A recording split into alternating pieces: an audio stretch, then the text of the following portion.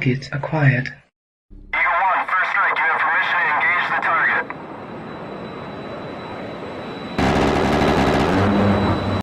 Warning: the following video contains explicit language which may be offensive to some viewers or inappropriate for children. The content within this video is intended for mature audiences only.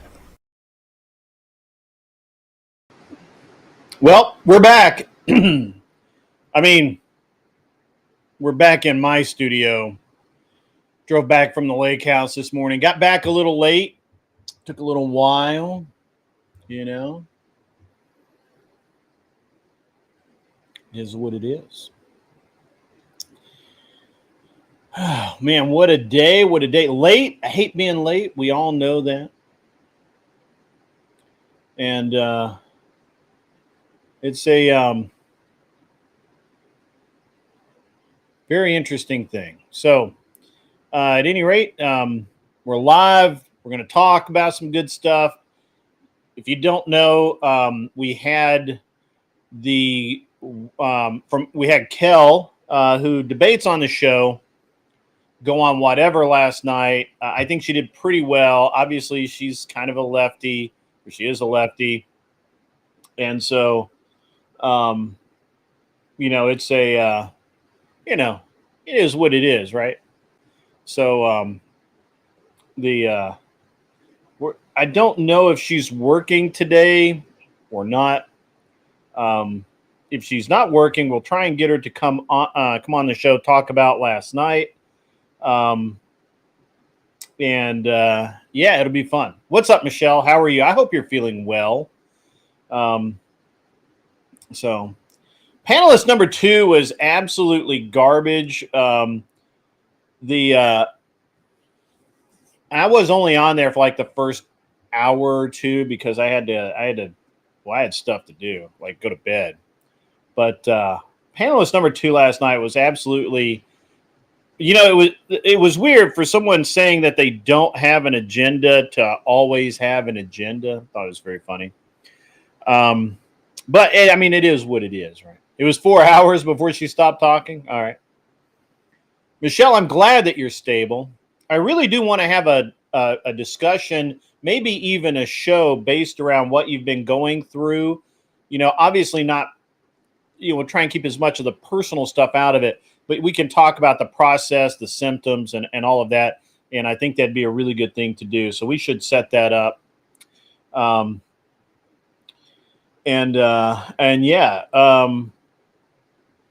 you know, it was an interesting,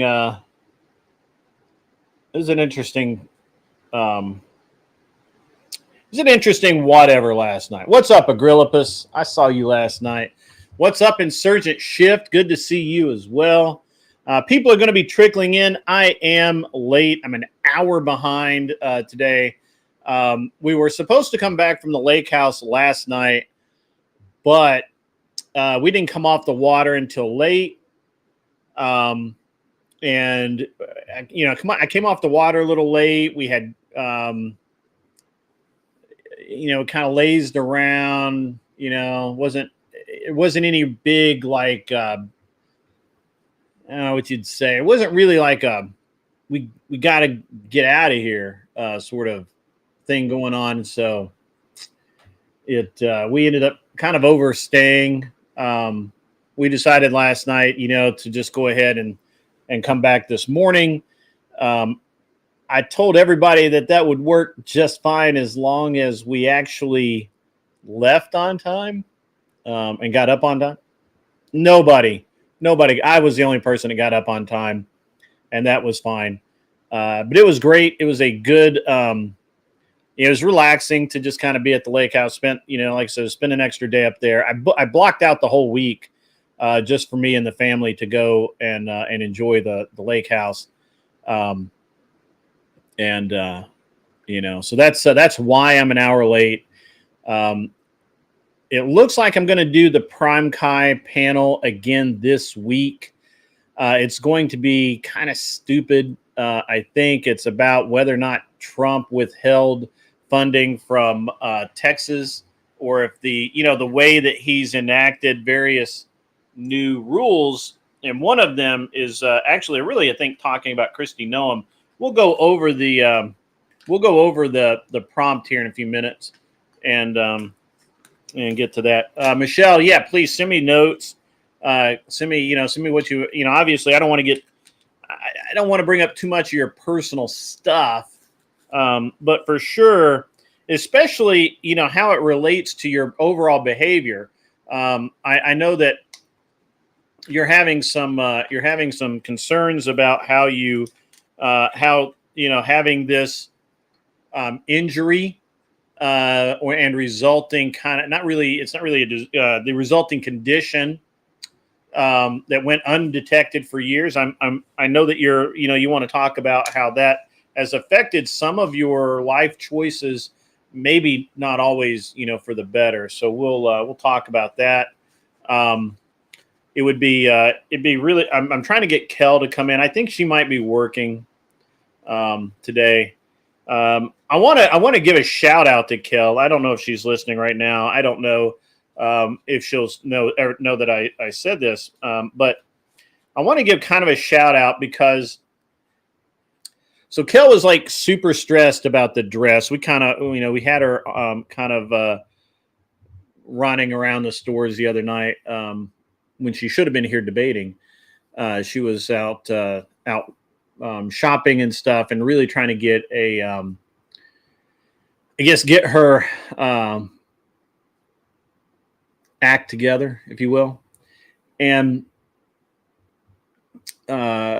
it's interesting because one of the things that she told me was that she really just wanted not to come off as too seriously, but not also to come off as dumb. And I think she did that, but she's really concerned, and so she's really stressed out about the whole thing. And her car broke down yesterday. So yesterday, she actually went out yesterday and bought another dress. Probably spent money she didn't really need to spend on it. And then her car broke down. It has a CV axle problem or something like that. I'm not really sure. Women are bad at explaining car problems. Apparently she had car problems, something with a broken axle or CV. I don't know. But at any rate, she ended up having to take an Uber from, I guess, wherever she lives in I think she said she lives in San Diego last night on the show. So I don't know how far that is from Santa Barbara, but she told me, she sent me a message. I asked her, what was up? And she's like, yeah, I'm on my way. In an Uber, it's a $400 Uber ride. And I want to give her a shout out because we all have seen how little it takes for most women that go on this show to bail, to flake, to just not show up. And Kel actually, she made the commitment to be there and she showed up. Right. And I actually really want to give her a little shout out about that. We'll probably talk a little bit about that whenever the next time she's on the show. But I wanted you guys to know that because it's rare, I think, in today's age, especially with a left leaning person, to see that kind of hey, I'm going to go. I said I was going to do this. I'm going to go do it. So that was really cool, I think. And so she's probably at work trying to recoup some money today, and that's okay. So you appreciated her laughter. That's awesome. That's awesome. It's it's growth industry. So yeah, but yeah, and she said some kind of weird shit, but at least what I saw, right? It wasn't overly bad, right? You appreciated her laughter. That's good. Yeah, I thought she did well from what I was on. But now you guys may have stayed on longer than I did, and maybe she train wrecked after the show. But the biggest train wreck was Chair 2, obviously, talking. Well, all right. So the biggest train wreck that I saw was Chair 4, who kind of, it seemed to me like what she was trying to do is to start a little controversy so that Andrew would come on the show and she could get some clips. That was my That was my interpretation of what was going on. Now I could be wrong about that. Probably am. That's fine. But that's just how I took it. Okay.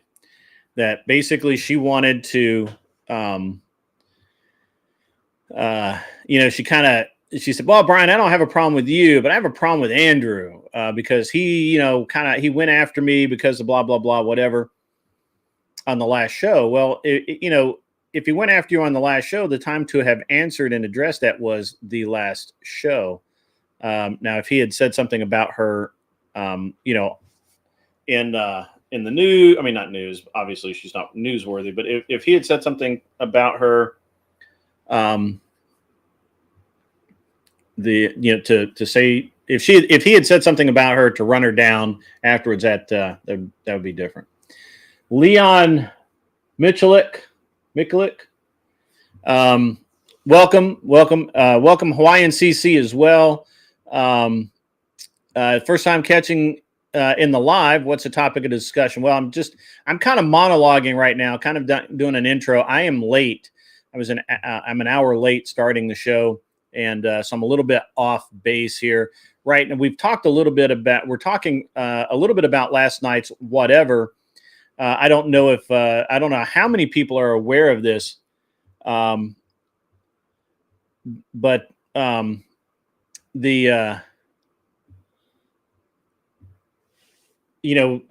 Kel, who debates on this show, went on whatever last night. Eric R. Oak says that she ended up looking like a normal human being next to the Gordonism. Yeah. I mean, Kel, the thing is that Mahalik.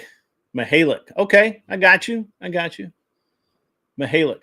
So I know a guy named Jerry Mikulik, and that's how you say his name is Mikulik. So anyway, or Michalek sometimes, but mostly his name's Mikulik. Anyway. So I agree, Emmett,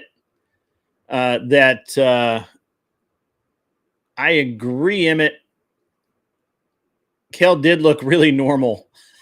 She's leftist, but she looked really normal. And the thing is that, the impressive thing about Kel to me was she was actually calling out Chair 2 on her bullshit.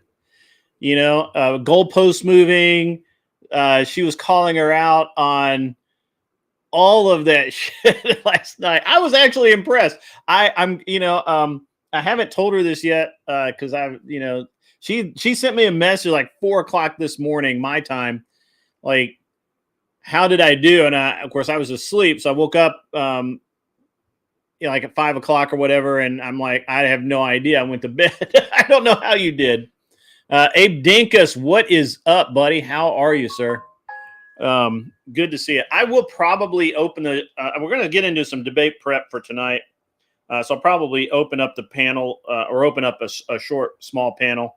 I don't know how long I'm going to be on today. I am an hour late.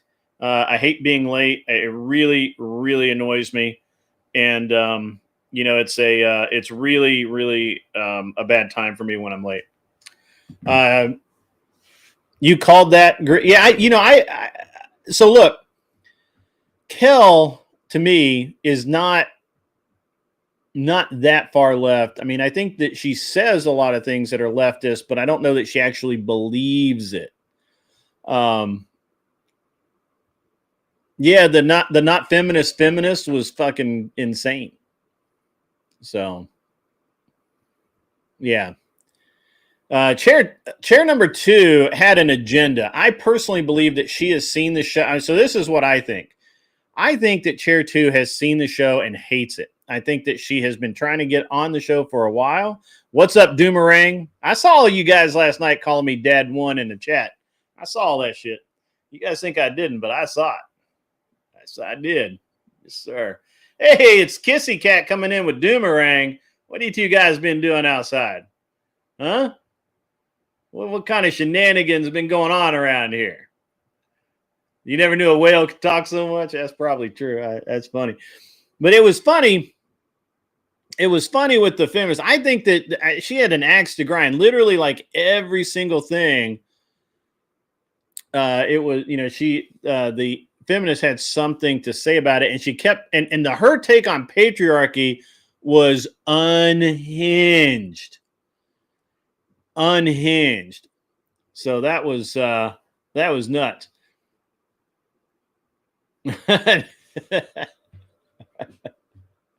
That's right. Doomerang says, "We know nothing gets by you, Dad." That's true. That's true. Funny and true.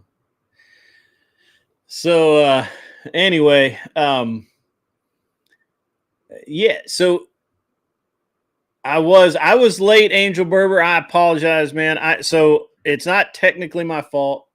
I stayed at the lake house an extra night. I told my wife's like, can we just stay at the lake house, just hang out? I don't really want to drive back tonight. We're not really packed or anything. Let's do it tomorrow. And I'm like, yeah, but we got to get up early, right? Because I need to be back in time to do my show. I didn't really want to do it from the lake house again. The internet up there sucks. We have good. I pay for like a decent level of internet, but I'm not paying for like the super high speed internet that I have here. And so, I was having problems with the stream the other night. The wall, it's not where I need to be. So I told my wife, I'm like, hey, we're gonna have to make it happen, Captain. So obviously my wife didn't get up on time. My kids didn't get up on time. It took forever to get everybody moving, and you guys know how it is, right? So got the truck, and then of course we had a good drive back. So it was funny. That's right. A wizard arrives precisely when he means to. That's true. It's true.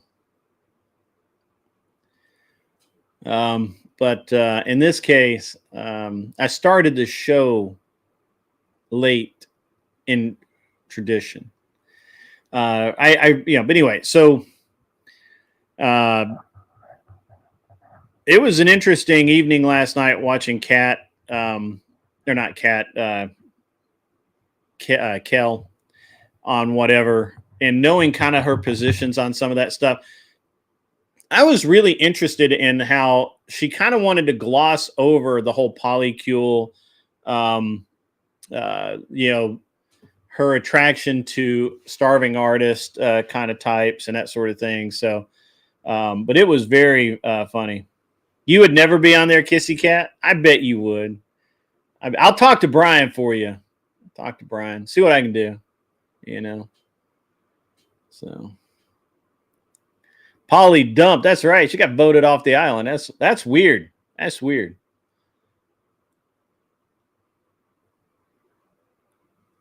That's what happens when you get dumped. Yeah. I tried to gloss right over that shit, right? The funny thing is that to me, Kel's like a lot of young women. A lot of young women do this where they believe in these starving artist types. And actually, we have a really good example of this. I don't know. I don't really follow music that well. But there's this guy, Oliver Anthony, right? And that's his name of it. That's his stage name, Oliver Anthony. And he wrote a song about a year and a half ago that just wrecked the music industry because he did it on his own. He just uploaded it on YouTube, and I think it's got like, a few million views. Like it's crazy how many views it's made. And he's on tour. He's playing stadiums. He's selling out. All this stuff. But he's still the same guy. And this is the guy that was selling farm equipment in West Virginia and North Carolina, and he he just, you know, he had to go into these places all day, every day, and see these blue collar people. And he was living in some lot. He was living on a lot that he had bought, a few acres of land that he had bought, and put an RV or put an RV or mobile home on, and the roof leaked. Yeah, literally. You've hung out with Oliver Anthony? What? All right, we got to talk about that later. But cool dude, went trail riding. Well, he's about to be single, Kissy Cat. And apparently his soon-to-be ex-wife tried to take him. So she married him when he had nothing, and he was just a blue-collar guy. They had kids together. Everything was great, and they were happy, apparently just growing a little pot on their property, smoking it, and, him going to work every day. She took care of the kids. I don't even know that she had a job. I think maybe she just was, kind of a homemaker. Took care, ran the kids everywhere, did all the stuff. Not sure on that. Don't quote me. She may have had a job. I don't know. So fast forward, the guy blows up. He's making millions upon millions of dollars, and did it really in the right way, in my opinion, in the current music industry. And he owns all of his songs. He's everything is on his terms. He didn't take a 360 deal. What's up, TVT? How you doing, man? So he went from not being even a starving artist. He went from being a nobody to being like, somebody in a week. Like, he fucking hid out for that first week. Anyway, so, and he's buying farms. This is how cool this dude is. He's buying farms, abandoned, farms and land that nobody, that nobody's selling off, stuff that's been through the auction 3 times and still won't sell. He's buying property, farms in West Virginia, and then fixing them. And then he's having, he's basically, his idea is he's going to have people come there and work the land and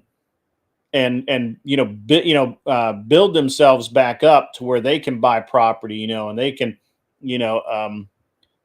or he, work themselves into the property that he owns and buy it from him. So he's got a really good plan. Like, he's got good plans. He's got, he has a good heart, as near as I can tell. Kissy Cat says he's a cool dude. And now he's got a little bit of money. The wife wants to take everything that man has, and not only everything he has today, but everything he's going to make in the future.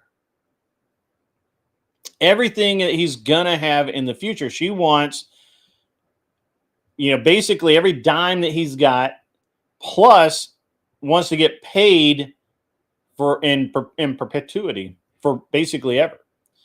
And I think she's lost that case. I think that she was denied in court. And it's very interesting how way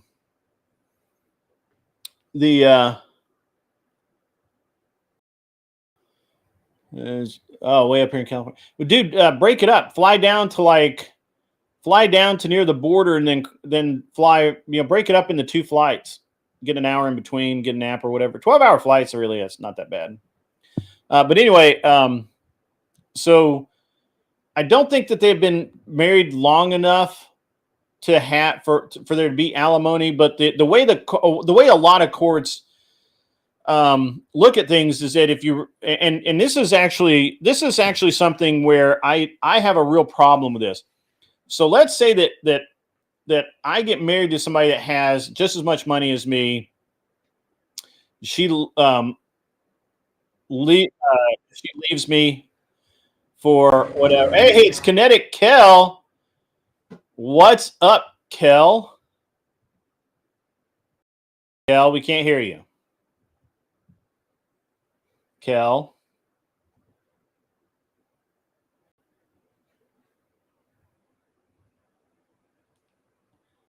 Turn it off and turn it back on again.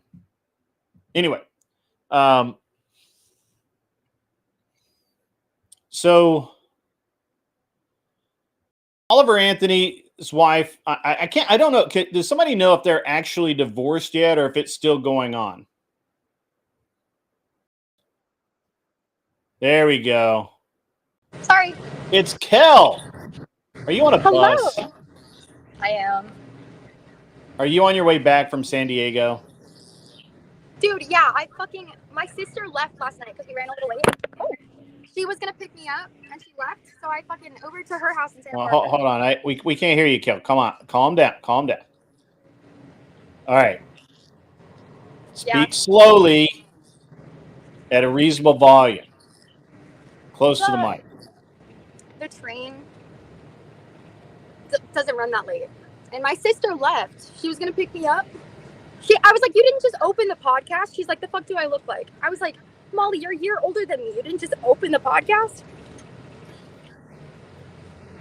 Yep. So how was it, Kel?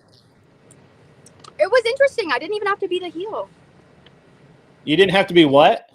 The heel. Oh. Okay. I kind of had it easy this time, I feel like. I think you did. I think you were on a very poor panel. That was the second most busted panel I've seen in a while. And by the way, I don't know what brand of chairs Brian uses, but chair 1 and chair 2 put them to the test. A BDSM contract? How does your kid find out about your collar stuff? I was like, where are we? We're in hell. Yeah. You see now why you have to come to the right, Kel? Do you understand why? Your side is evil. Dude, the sex dolls are dog whistles for misogyny. Clearly. Of course. Dude, that chick was insane, Kel. I made friends with a sex worker. Of course you did. Former sex worker. She's cool. No, right. Dude. Right. The girl was acting like that after like the cameras turned off. So she was in the same boat I was, where she was like, by the way, she was bitching like the last half of the podcast. She's like, you're not respecting our time. You said we were going to be done at 11. I'm like, girl, like, go. Like, what do you mean he's not respecting your time? Please leave. Girl, like, I spent $400 to get here. What do you mean he's not respecting your time? Like, the fuck? But anyways. That's, by the way, shout out to you for that. I gave you a shout out earlier. You didn't hear it. That's awesome because you have no idea how many women flake on this show.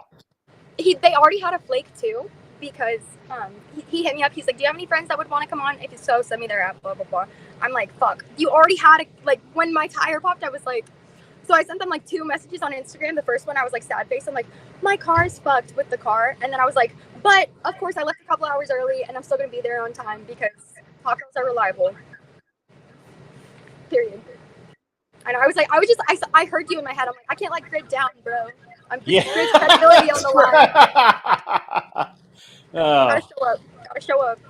Yeah, don't hang out with the Ford baby daddy chick. It happens. You fall into it. No, you do not. You do not fall into that. You do not. It could happen to the best of us. It could happen. No, it does not. Dude. It really doesn't. No, I don't understand why half the people came. They didn't even try and talk. Yeah, it was weird. It was weird. I'm sorry. I went to bed early. I watched up until I was just like, until that last super chat. I left like 10 minutes after that. I went to bed. It was a long, boring one. The thing was, I didn't really care until she was started talking about the patriarchy being an evil, oppressive deal. I'm but like, she couldn't define it. Yeah. My friend sent me a clip right before I went on, and they were like, can you define misogyny? And the girl just has like tears in her eyes. She's like, I hate this. I don't like this. I was like, that's going to be me. That's going to be me. Yeah. Well, I got to say, I'm pretty impressed, Kel, that you said you were going to be there. You had car trouble, and you blew probably money that you didn't really need to spend on getting there. So that's legit, Kel. Good job. Thank you. Of course, bro. Look, my good conservative values are starting to emerge, bro. I know. We're gonna beat them into you.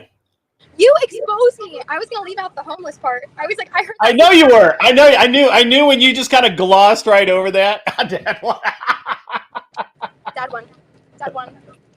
I knew when you just like, oh, I just got dumped out of a polycle, blah blah blah, and you were just like, zip, one line, zip, and I was like, oh no, we're not letting that slide. And Dude, my old manager hit up my old coworker and was like, fucking, oh my god, did you see Kelly was on this podcast I watch every week? I was like, you would. Like so many more people than you think. And the fucking the strays with Andrew's wife were crazy. Andrew wasn't even there, and Andrew caught half the flag. I was like, damn. What was interesting was I was just saying this. I think that the sex worker girl, I think that what she wanted was to have Andrew come on so she could get some clippable moments, and it failed miserably. I know. And like when the wife donated him was like, the difference is I came to Christ and like you still haven't repented. And then she's like, okay, maybe you're a good mother and a good wife, but you're a bad person. I'm like, what are the metrics here then? Like, why do you qualify as a good person? I also give you props, Kel. I give you props for calling out the orca next to you every single time she'd move the goalpost or redefine what her, like, oh, that's not what I said. What I said was this. Every time she did that and you called her out, I was like, that's cool. That's good job, Kel. I probably only had those skills or like would have noticed that because of the preparation on your so good. I'm like, let's go. Because I'm like, I didn't know all the little debate tactics before, you know? But the second you start recognizing them, you're like, wait, this is a logical fallacy. Shut the fuck up. Yeah. Yeah, he did get a bus ticket. Dad won. Did Quasimodo next to you, did she like beat you up afterwards or?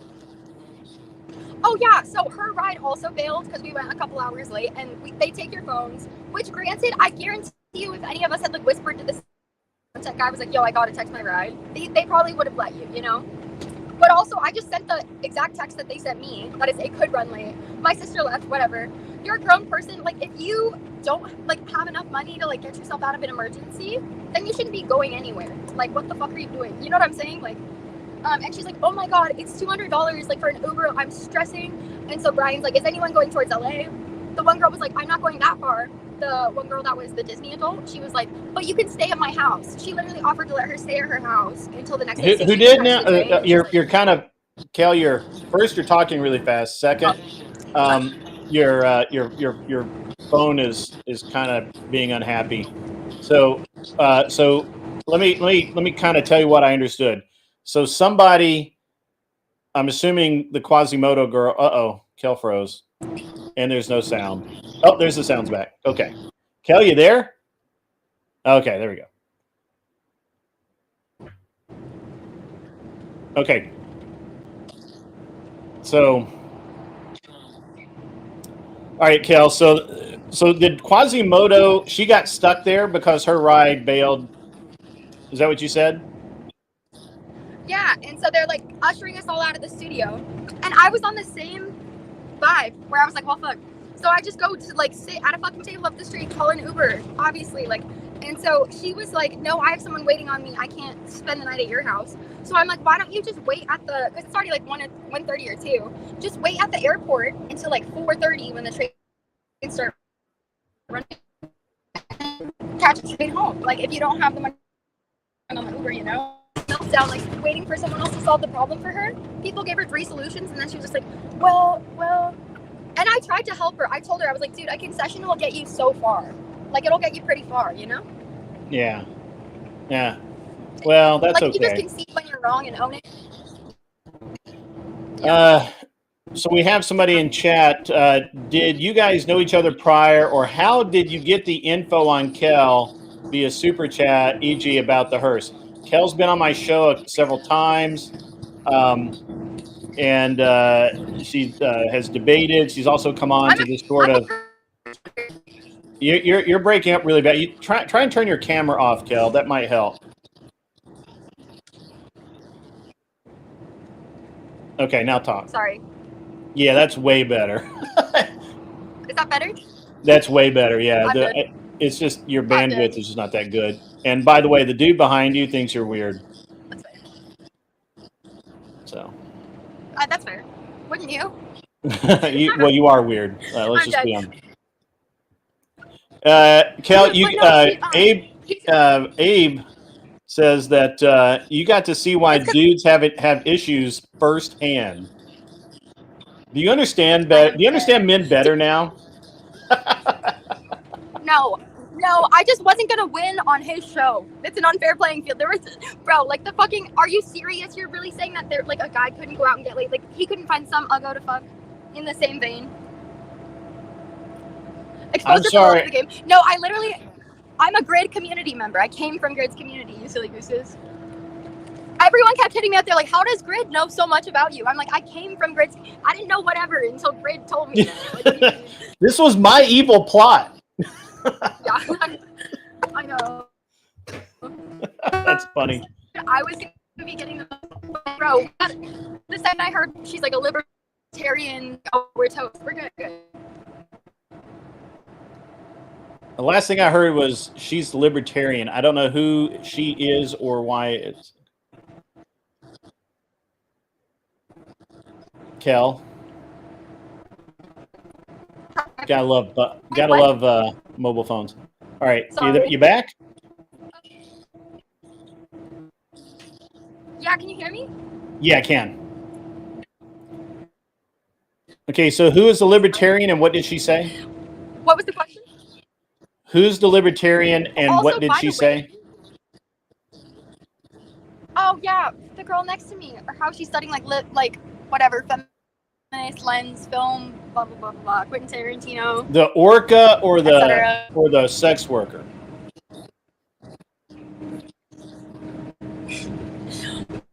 Girl that was getting chair number 2 piled on hard. Chair number 2 is not a libertarian at all in any stretch. She's more of a leftist than you are. I was literally like, this is what he's trying to say. And then she'd be like, no, well, and start fighting with me. I'm like, oh no, you got me fucked up, girl. If you are throwing strays at everyone, then no one can help you. You know? Yeah. Yeah. It's just like she instantly victimized herself. Like I literally like the assistant girl should like get us more water if we raise our cups, you know? And the girl was like just sitting there for a while. I made sure that she got more water. I literally was like, you got this, like patting her back. But then she just started getting on the defensive, picking fights with everyone. I'm like, you know what kind of environment this is, right? Like, know your audience a little, play to the field a little, you know? Yeah. Well, I mean. But they said I should come back sometimes. But you came out looking, way more based than and like reasonable than basically I think anybody else on the show, except for that chick from New York. The chick from New York she shocked me. Her girlfriend's got to be proud of her. So, dude, she's fucking awesome. She's hilarious. She's like, oh, well, what about a bear?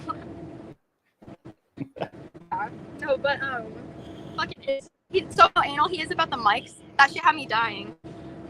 Yeah. Yeah, don't touch the mic. I told you not to touch the mic. Are you that fucking stupid? I told you not to touch the mic. Also, no one can follow instructions. Like, I did my best. So, Kel, here's the thing. That's what men deal with. Kel, that's what men deal with every single day. Fuck. That's. I am dead. The men's rights organization, womp womp. I do not want to fucking hear that shit. That is so womp womp womp. Yeah, whatever, Kel. Boo. We'll put you back on whatever, and only the men that get to be around women. I don't think you're hearing me, but that's okay. So, are you in the?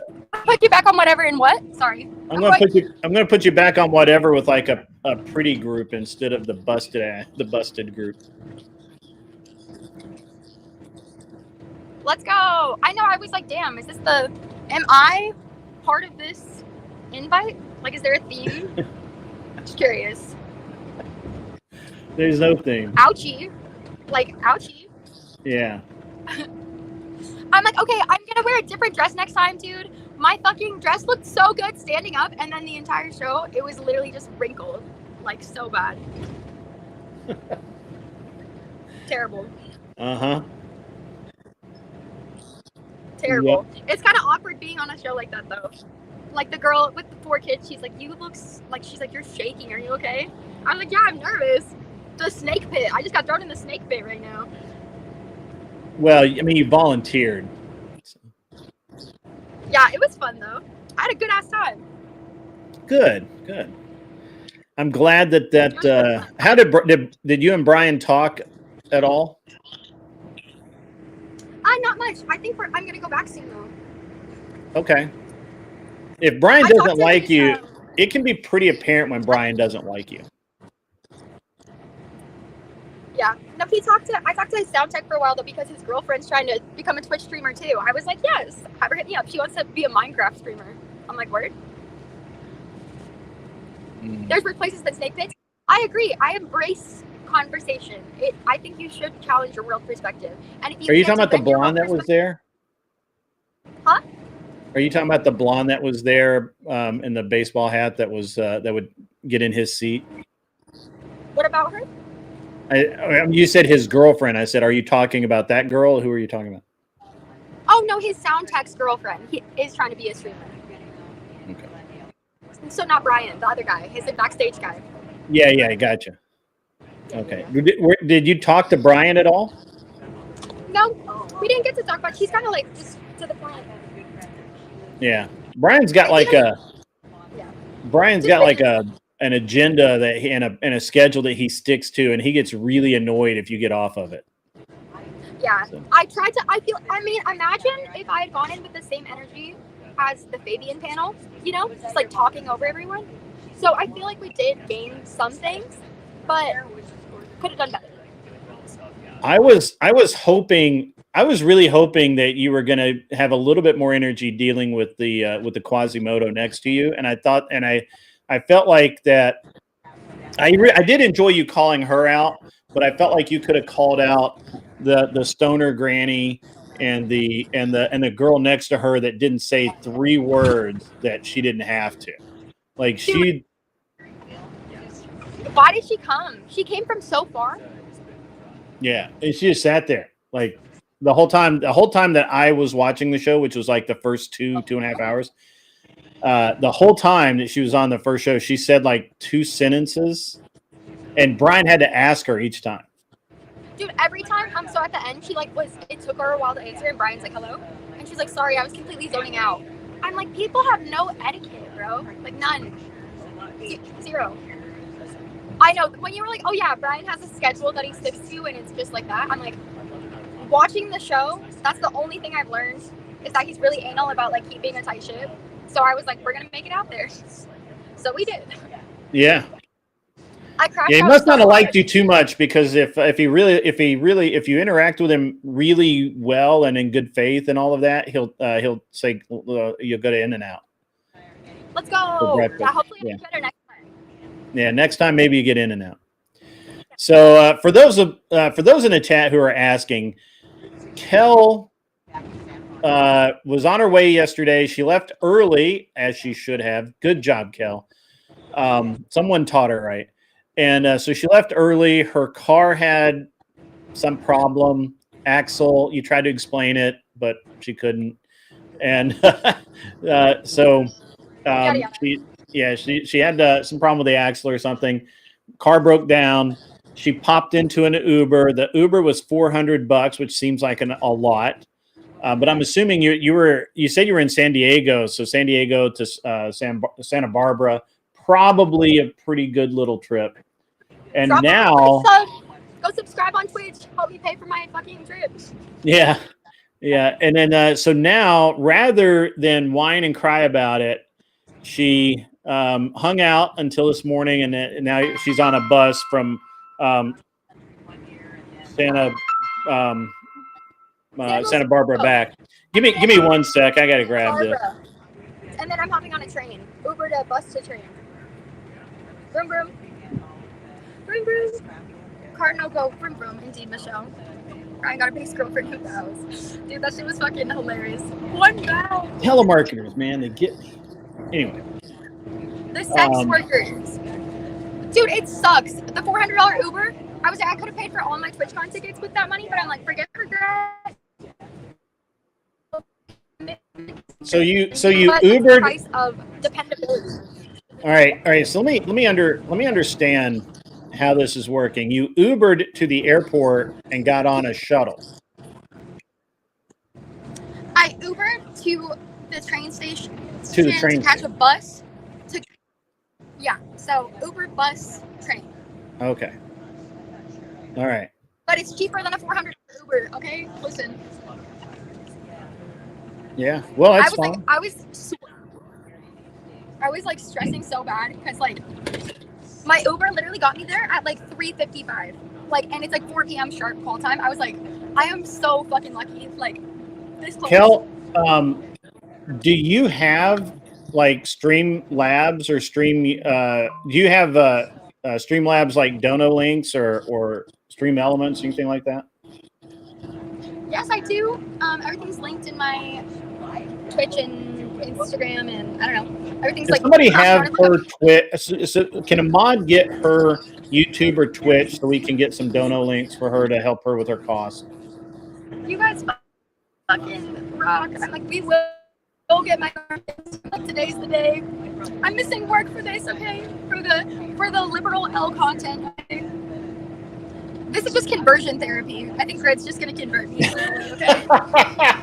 Yeah. You know, the funny thing is that it really kind of is going to be conversion therapy because you're going to continue to see the real side, the real version of liberalism, and you will convert. Even in California, we're going to make it happen.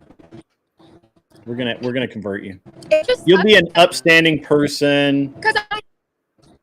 You're going to flee California for a normal place like Kentucky or Alabama, something like that.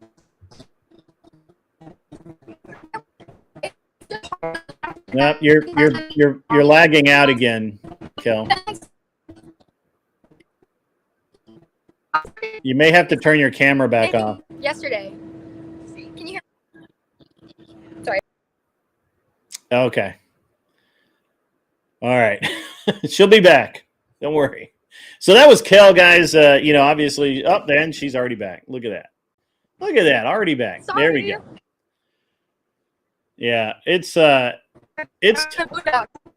phones are tough when you're trying to stream. No, I thought yesterday I was like, damn, because I've always been like, it's just that liberals have a harder time making their art.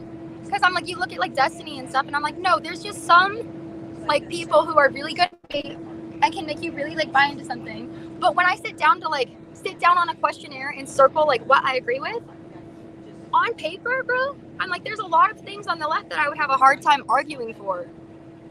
Like sitting down like and what? making a debate for. What are like, some of the things, Kel? What are some of the things? Just like that we really got into the wage gap again last night, or just a bunch of things, dude. Like there's all these like how people can't explain the patriarchy except that it's like still implemented via vibe. You know what I mean? Yeah. Like, and it's because everyone is like, my sister literally talks about how everyone on the left, like, or most people are college educated on the left. She's like, see, it's a pipeline because you're more educated. And I'm like, no, dude. It's literally like, if you have to explain 3,000 sentences for a one sentence explanation, then it's just gish galloping your way out of it. Like, it should be very simple, you know? Yeah. Yeah. So, Kel, I just put your Cash App in the chat. So. Thank you. I'm like, we'll fucking make it home. We're bringing Kel one home. Dad one. Yeah. Well, I mean, you know, Kel, it's so easy for someone to look. I've been watching this show now for a while, and it's so easy and so typical for girls to just bail, just not show up for the slightest thing, you know. And the fact that you went above and beyond to get there is awesome. And I think you're right. I think college. You know, one of the things that really is going to end up turning you to more a more conservative person is the fact that you did go into the job market right out of school, and Yeah. so you now see that know, market. now know what taxes are, like real taxes, right?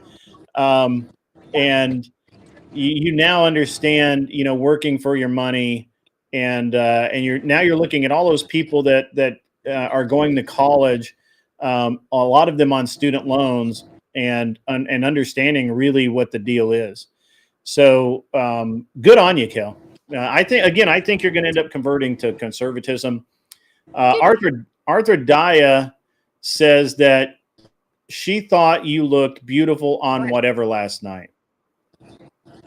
So, Aw, thank you. Thank you. I was like, I felt, dude, he does the girls so wrong by putting the big girls in the front. That's tough. That's tough. Kissy Cat has sent you a Cash App, and also she is started referring to you not as KELL but KEL1, which is funny. Yes! I think her and Boomerang are plotting against you on that. So thank you so much, dude. I'm gonna steal that. I'm gonna fucking integrate that into my title. Kel 1 now. We are Kel 1.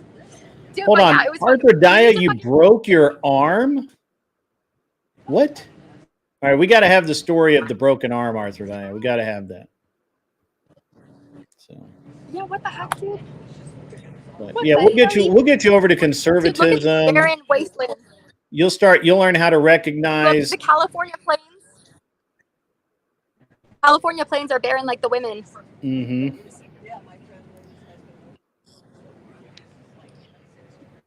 So Kel, we're gonna bring you over to conservatism. You're gonna start recognizing all the dudes that simp for you, and you're gonna stop thinking that just because a dude's in a band, he's gonna make it big one day. I'm taking my bus to go get my concealed carry, right? Yeah, you should. You could go get a concealed carry. Are you anti-gun, Kel? I just don't like guns. I'm like, I've only had the best experiences being around them. Okay. People are sending you money, Kel. Can you hear me? Yes, we can hear you. People are sending you money on Cash App. I'm like, I can't check right now because I'm on the stream with you. But thank you guys. You're literally so fucking nice. I'm like, literally, travel is the worst. Yeah. I'm like, it was really, really fucking fun though. I feel like my debate rhetoric is getting better. Someone donated and they were like, I love that this little chick is like chasing the debate route. I was like, let's go. Like, I feel like you should engage with. It's so funny how the people that I've met are always the most like, oh yeah, you're too uneducated. You and Gibbs are like, yeah, let's bring on this. Like, if you can engage critically with an idea, you can like defend your thoughts. You know, like you should encourage people to like better their rhetoric. You know? Yeah, I think that the thing is that on the conservative side, we are striving for success for everyone, except the leftist, and the leftists are striving for no one to actually succeed, unless they deviate from your worldview. Yeah. But the leftists are they don't care if you're on their side. They just want to see you, hurt. The West is failing. The West is failing. Whatever. Everyone's in a polycule. Yeah. Dude, by the way, a lot of people only have high school educations, Kel, and they do very well. By the way, just from my point of view, and I don't think we've talked about it. I went to college, and I consider it the worst investment I've ever made. So if it's not for you, it's not for you, right? Learning, I know. Well, that's the thing is, bro, my sister just fucking put in all the work, did everything right, has been like working part-time at Trader Joe's and shit, like putting herself through college, like $10K a year, is an environmental engineer. She just got hired, first job out of college. She's making like $5,000 a month, which, don't get me wrong, that's good money, but that's money that you could make right out of high school. Like, that's, you know what I mean? Like, that's, it just depends on the shit you go chase. Like, people just get complacent and shit. I made a video about like the bad childhood to bad job pipeline, because people get complacent like if they are used to being treated like shit and never want better for themselves. Yeah. So unless you're Arthur Diet, and this doesn't necessarily apply to you, but for most people, if you take someone that goes to college to be a doctor, and I mean specializing in something so they actually make money, and you take someone that goes goes and becomes right out of high school and goes to work for an electrician, for example, it just work right out of the gate. The guy the electrician as a helper is going to make more than basically any job the guy's going to get in college. But you can say, okay, well, he's going to be a doctor though, but he's taking out all these student loans, and the electrician continues to gain experience, and then he gains the ability to charge more and more for his services. He gets paid more and more for his services, where the doctor is just in school and he's paying off a bunch of debt. And once he gets out of school, he still has all of that debt to pay off, even though he's on paper, he's making a lot of money. It's not until the doctor's somewhere around 40, I think it's 43, somebody will correct me, 43 years old, that the doctor actually evens up with the per year earnings of an electrician. And the electrician has been making that money for a longer period of time. And then when you go forward, where the electrician, if he just works a job, sure, the doctor will eventually make more money. But when an electrician gets to be 35, 40 years old, they often go into business for themselves and hire other people, and then they multiply their earnings by doing that. And so, which a doctor usually cannot do. Most doctors cannot start their own practice. They cannot start their own clinic or anything like that. So it's a very interesting dynamic when people start talking, and the left, you're right, the left does this all the time. Well, you didn't go to college, so you're an idiot. You're an uneducated, and people say that to Andrew, for example, all the time. I know you're not an Andrew fan, but Andrew Wilson, all the time, in debates, people will make the mistake of saying that he is not educated, and of course then he pounds them into the dirt with his non-education. And I just think it's very interesting. So dude, I was so glad he wasn't there. I was like, whew, that was the guy I was scared of.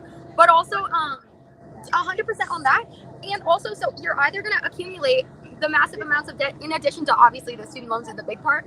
But obviously, you want to move out of your fucking parents and shit when you're going to. But it wouldn't make sense if you can live at home while you're going to college and working. Most people are. So you're either going to have accumulous amounts of debt or failure to launch. Because if you're living at home until you're 23 or 24, that's also a problem. Like, you know what I mean? Like, you don't really fucking start realizing shit until you're completely self-sufficient, you know? Yeah, no, I get it. Wild. And plus, you don't get indoctrinated.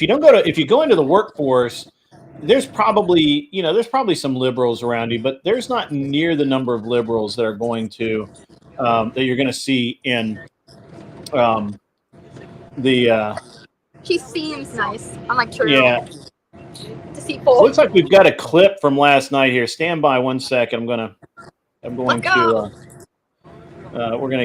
this up here. Let's I have some people who by the way, if anybody makes clips of my stuff and you want to send them to me, please do so. I don't have a clips person. I don't have anybody to do it. So like your life depends on it. 340 debt is insane. Or what's nothing. that? School, I made about 40 to 50 during 10 years. It's crazy. Just read that. That's an insane amount of debt. Yeah, absolutely. It costs that much to become a doctor. Yeah, it costs a lot to be a doctor. A lot. All right, so Kel, let me press play here. I'm scared. Why am I not hearing volume? Stand by. Oh, hang on. This is why. Eugenia or Brian? Who do you You up for someone? She said, I'm sorry. That's crazy. Great, fuck you. I was going to leave that part out. Okay, listen. chat? Do you think? Wait, just chat. Say Eugenia or Brian. Who do you think would? You up for someone? She said, I'm sorry. That's crazy. Great, fuck you. I was going to leave that part out. Oh, that hurts my feelings. The chin. It's crazy. That's me, Michelle. What do you mean the chin on that chick? It's a normal chin. Oh no, I think he's talking about the. I think she's talking about the Quasimodo. Oh. I was definitely clenching my jaw a little. I'm hired through a hospital system and then have to sign up with Envision to do. Oh fuck. Locum anesthesia. Aha. So you got that goods. The goods. The on the go goods. Yeah, I was up in my fifis on that one. You hurt my feelings there, Kel. Why? Oh, when I said fuck you, dude, I literally looked at the camera like Jim from The Office. I was like, Grid, what did you get me into? That was funny. It's okay. It's fine. All of the girls in here think you're pretty. I think the dudes are too scared to say they think you're pretty because, simping is a real thing. So, but because sexism is alive and well. Clearly, right. He made us take off our shoes when we got to the studio. That's sexist. Did he really? That's all. Why is that sexist, by the way? No, that was an argument she made last night. The girl was like, he's like, how am I enforcing misogyny? Like, what rhetoric am I propagating that makes this show misogynistic? And she goes, well, why is it that we all had to take our shoes off when we got here and you didn't? And he's like, because it's my studio. And she's like, well, how come you get to ask all of us about our body counts, but we don't get to ask about yours? And he's like, because I'm the host. Like, Yeah, what right. are you talking about? It was funny watching you explain that to her. Like he's the host. Like, and then the sex worker beside you started kind of jumping on your team. Clover Tack. The reason I have the hat on is because I was at the lake yesterday. I did do a little bit of shooting, and I enjoy wearing your hat, especially since it's mesh in the back. It's hot here. It's like 96 degrees outside, and enough humidity that my glasses fog when I walk outside. So it works. Really appreciate the hat, brother. Oh, by the way, I did pay for this hat. I'm not sponsored by Clover Tack. This is I paid for it, so don't there's no funny business there. So it's good. Yeah, Brian, I feel like you just gotta. I'm glad that I watched more of the actual show. I gotta get the shoes off thing. So if you come in my house, the shoes come off. It's not sexist. It's his studio, and he also it's a white carpet. Like the fuck. It is a white carpet. Damn, son. Clover Tack says I did pay full, and I said sucker paid full price. I did pay full. I didn't even ask for a discount. That's how I roll. Why would I ask for a discount? That's right. Support local businesses. That's whatever. Right. Does that annoy you, Kel, when people just randomly ask for a fucking discount before you've even really talked price? A discount on what? Anything. So you work in a car lot, so I don't know what you do there. You put dad one on. Don't. That's gross. Don't do that. Add one. So if somebody came into your place of business, Kel, and I don't know, say you work in a service area, I don't know that you do. Maybe you're a car salesman. I don't know.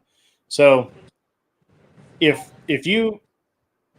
somebody came in and said, "Hey, I need to buy spark plugs for my whatever car," I'm sorry, we price according to the market. I can see if we can get a little bit of that 30% markup off for you, but come on, it's the price is the pricer. We're not here to heckle. I'm sorry, this is not a charity. Yeah. Yeah. What the fuck do I look like? Bitch, basically. Yeah, I mean it's isn't it weird that it's just weird when people just walk up out of the blue and say, "Hey, I need a discount," or dude, can you give me a discount? Can you work with me on this? And I'm like, I don't know you. But also, in car sales and in big sales, that's part of the process, So people are gonna do that. But with internet shit, probably not. Yeah, a service you're fucking offering. But if it's I don't know. There's certain things you can barter on and certain things you can't, and you got to know the difference, Yeah. Are you in sales? Or are you in the what do you do? What do you do? Yeah, I'm in sales. Okay, so you sell cars. I know. I work in the automotive industry. I just wanted to sound fancy. I know you did. Yeah, I'm in the automotive industry. Yeah. The automotive. I sell. You sell Hyundais? What do you sell? I sell Chrysler, Dodge, Jeep, Ram. That you broke up over that. What was it? I heard Dodge. Yeah, Chryslers and Dodges. Chryslers and Dodges. Okay. Kel's the internet is being weird, but that's okay. You still haggle with CarMax. Don't ever let someone say there's no wiggle room. That's true. And see, that's how you make your money. Like some people, it's really worth their time. I'm just like, I'm a no hassle person. Like fuck, I paid for the Uber because I'd rather just not like deal with the hassle of fucking. Leon Mitchell, I forget how to say his name. He told me earlier. Anyway, how about sell yourself a working car? That'd be good. Oh, Chrysler, Dodge, Jeep, and Ram. Do you guys have the sweet lease deals on the Ram crew cab trucks? They used to have really sweet ones in Honestly, Colorado. our inventory. Sorry? We just don't have that much inventory right now. We just don't have that much inventory right now. Oh, no inventory? TBH. Like as far as fucking new trucks go right now, I'm not down to it. That's no good. Mahalik, that's what it is. No good. It's in it. Yeah. Okay. I know. I was gonna just lie about where I was to call out to work today, and then my manager watches the podcast. I was like, nice. Oh, I should have told you the show goes. Didn't I tell you the show goes late? Well, yeah, but I'm just saying I didn't expect my car to break because even if it went late, I would still be able to drive back in time. Oh, you know? Gotcha. So what did you hit that it's broke only your like car? 3 hours or whatever.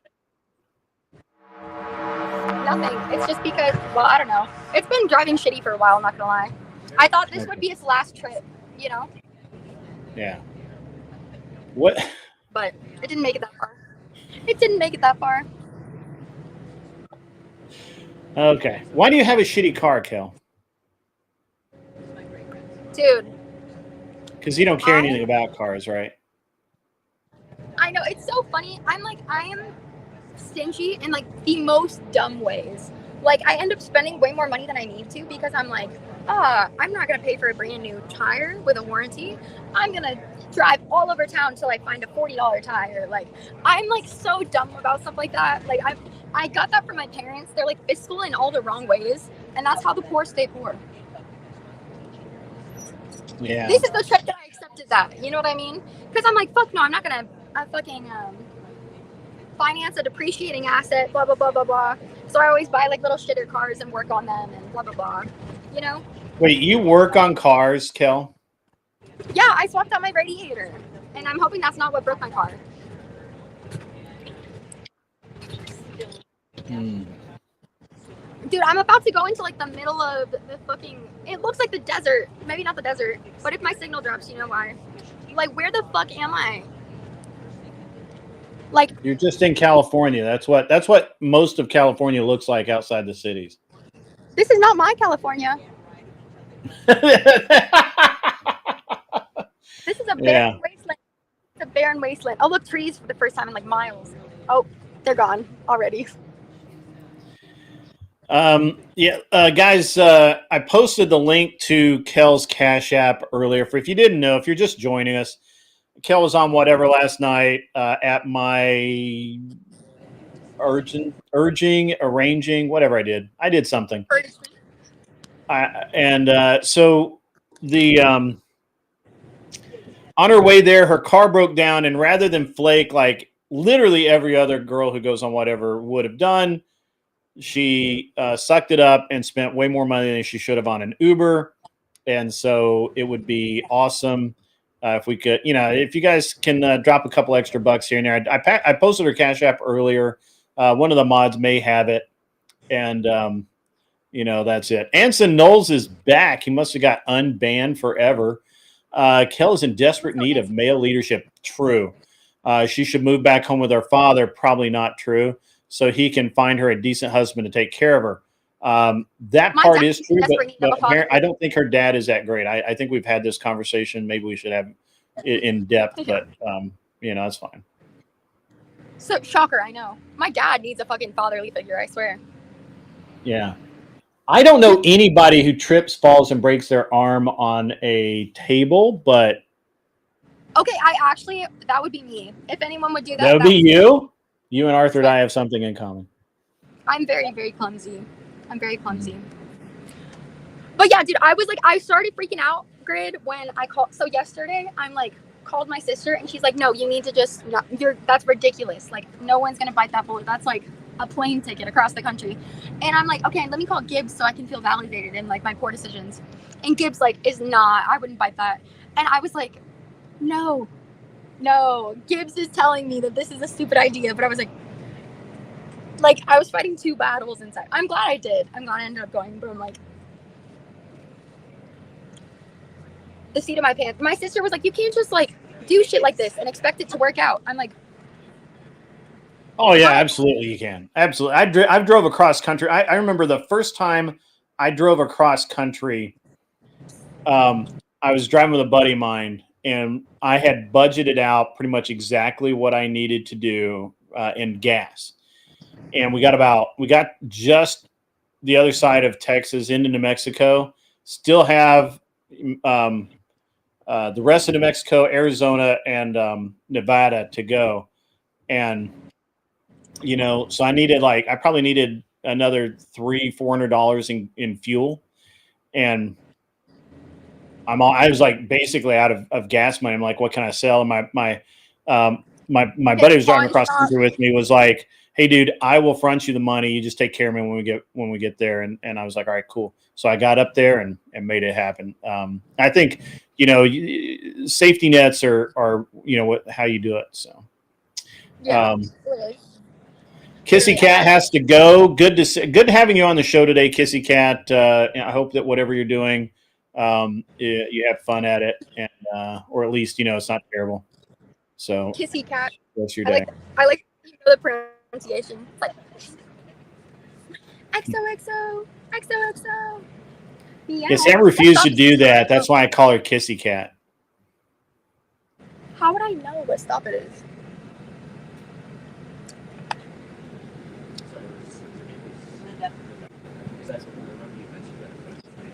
Anson Knowles is back. How about that? That is really interesting. Too late now. Mm-hmm. Oh well. Oh, that wasn't it. Just kidding. I feel like it'll take longer than that. Mm-hmm. I'm opening the panel up. I saw a street sign. Mm-hmm. Yeah, I'm going to open the panel up so we can talk more shit about whatever that was on last night. I'm actually. Hang on. Let me send a link to Brian while I'm at it. Let me do that. Hang on. Actually, everyone said I talk too much, and I'm like, this is fair. This is fair, but you haven't even seen the worst of it. Grid had to deal with me in my OG form. Yeah, it was really interesting. Talk over. I had to, I've had to really help you out. So, it. Are you proud though? I feel like I did better than I expected myself to. I actually expected you to crash and burn. Actually, I did not expect you to crash and burn. I think a lot of people probably would have.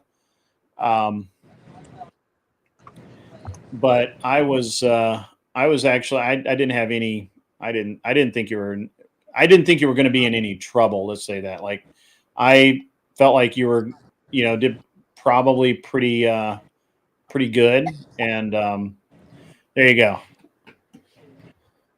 Donate to Kel. Face tweaker, thank you, dude. She was literally it's just you just gotta do some adversarial prep. Like if you just watch I bring up myself 3 episodes, but I'm like, the shit that peeves them.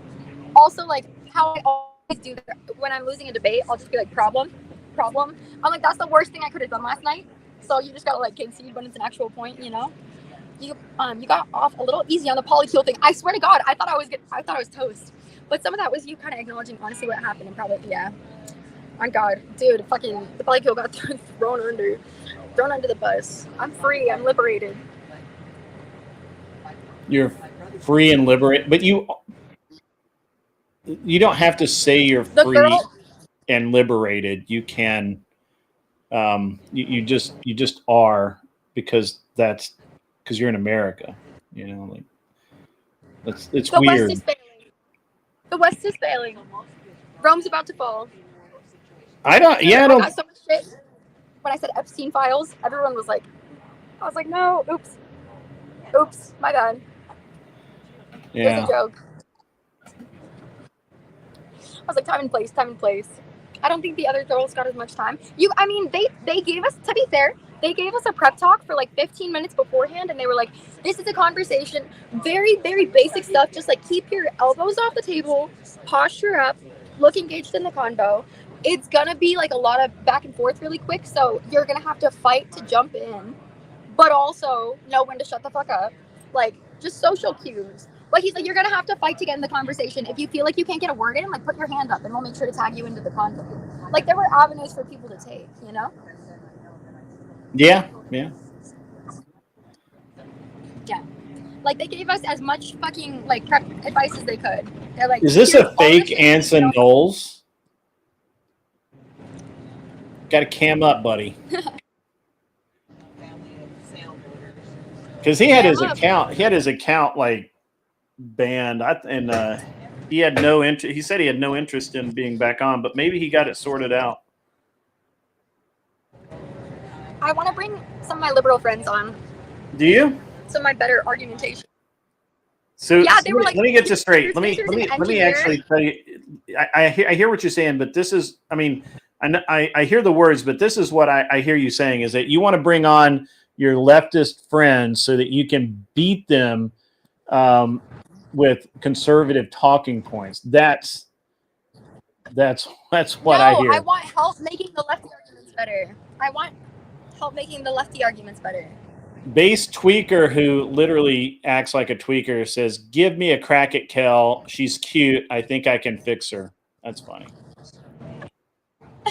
You can't fix me. You can't fix me. Nothing can fix me.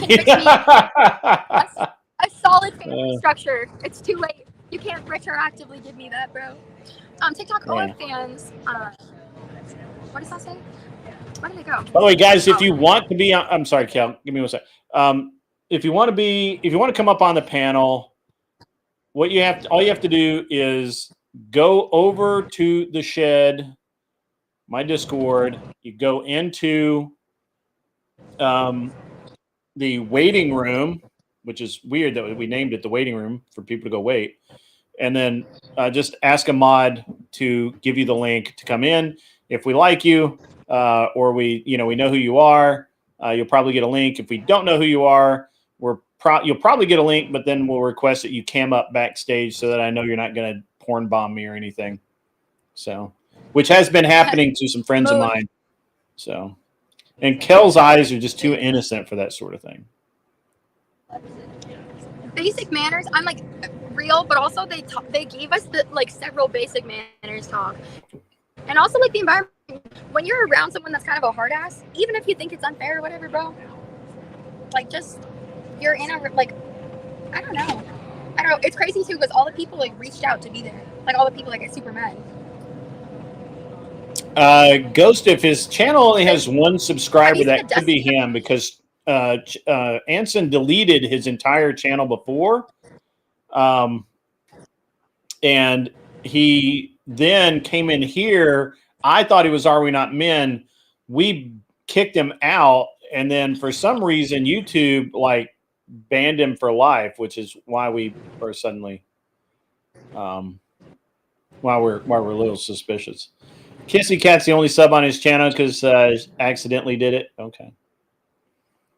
The Grillipus is watching the waiting room. If you do want to come up, feel free. So Kel, are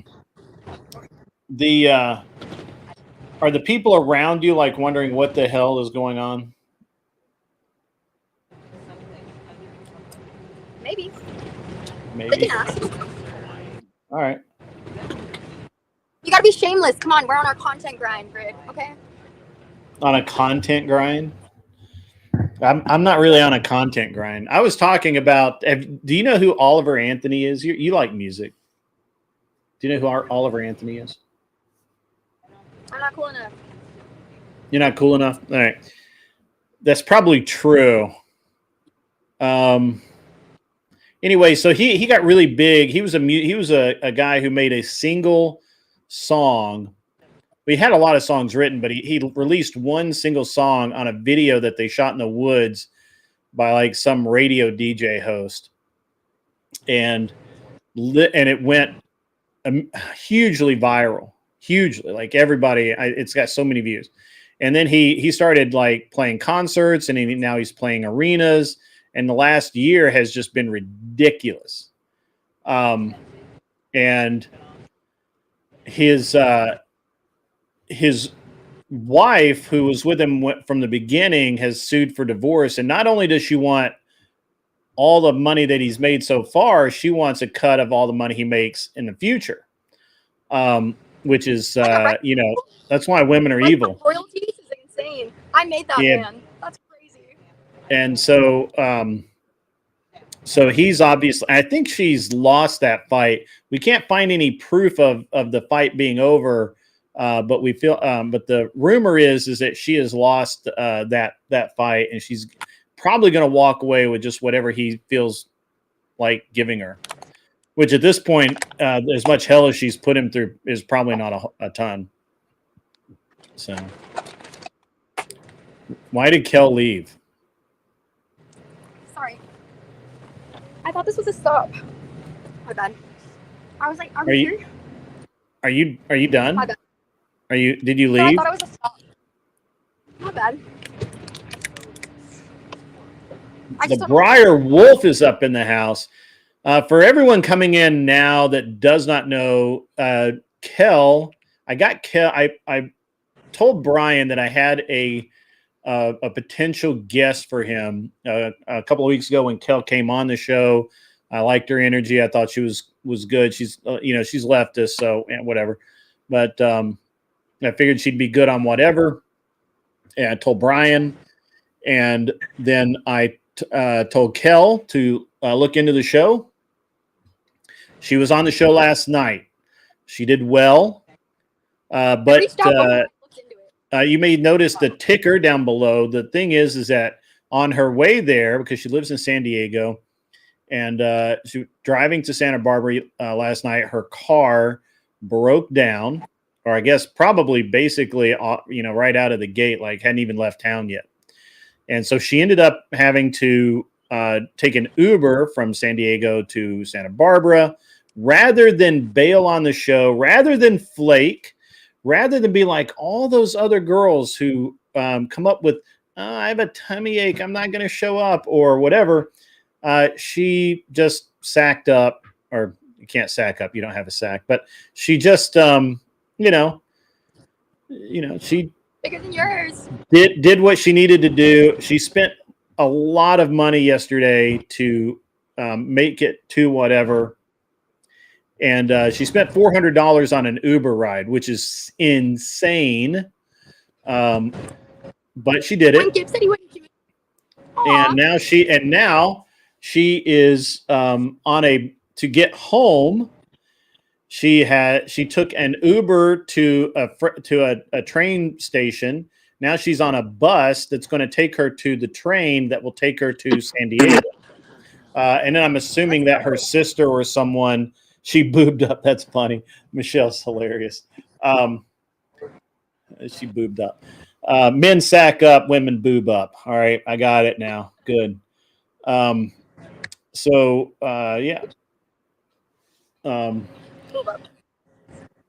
Base Tweaker says, Kel, Base Tweaker says the panel was god awful. Kel literally saved the show. I don't care. I'll say it. I think you're right. I think Kel and the New York chick were the class of the field. Although the massive Latina was actually way more base than I gave her credit for. So, and so if you notice the ticker at the bottom, Kel, we're trying to get Kel a little bit of her money back for being on the show last night. And Anson Knowles is donating to me $5 from Anson Knowles. Don't donate to Kel. She'll never get a man to support and breed her if we prop her up here today. Teach her that she needs a man. Well, a man is the one that's a man is the one right now that is actually trying to get her get her some money up and a little bit out of debt. And so Patriarchy right now. the patriarchy, that's right.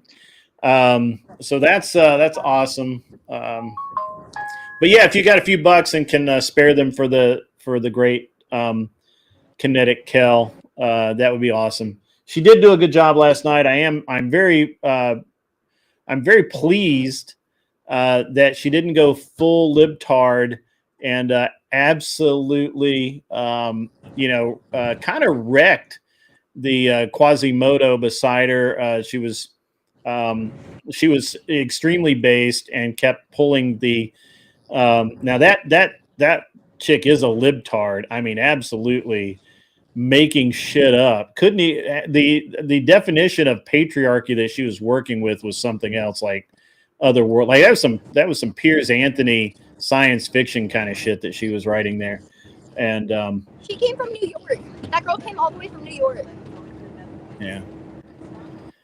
So that's but yeah, so it was guys, it's a help Kel out, if you can. If you can't, that's okay, She was glad to do what she did. She provided entertainment for several 100,000 people last night, so that's it. Yeah. Dude, I saw one of the comments on the show afterwards was like, oh yeah, I don't know how chair number 3 had such a chipper attitude the entire night after accruing like all those auto costs. Makes you wonder what kind of girlfriend she was being. I was like, aw, how cute. Who was so chipper?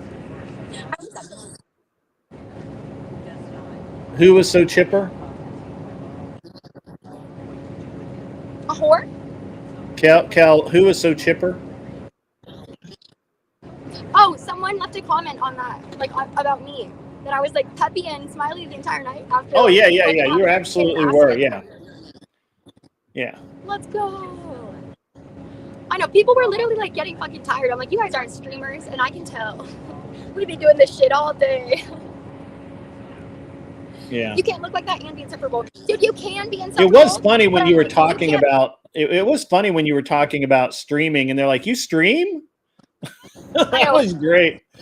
And you were like, yeah, on Twitch. Like, and I'm getting into YouTube. I know. That shit was funny. It was so funny. They were all asking me about it, and then I'm like, okay, what do you guys do? Like, what do you guys all do? And they're all like dead quiet. I'm like, ah. Like, yeah, it was tough. Yeah. You can't look like that and be insufferable. I felt so the Texas speech and stuff though. She's like, she literally said at the end, she's like, this is like group torture.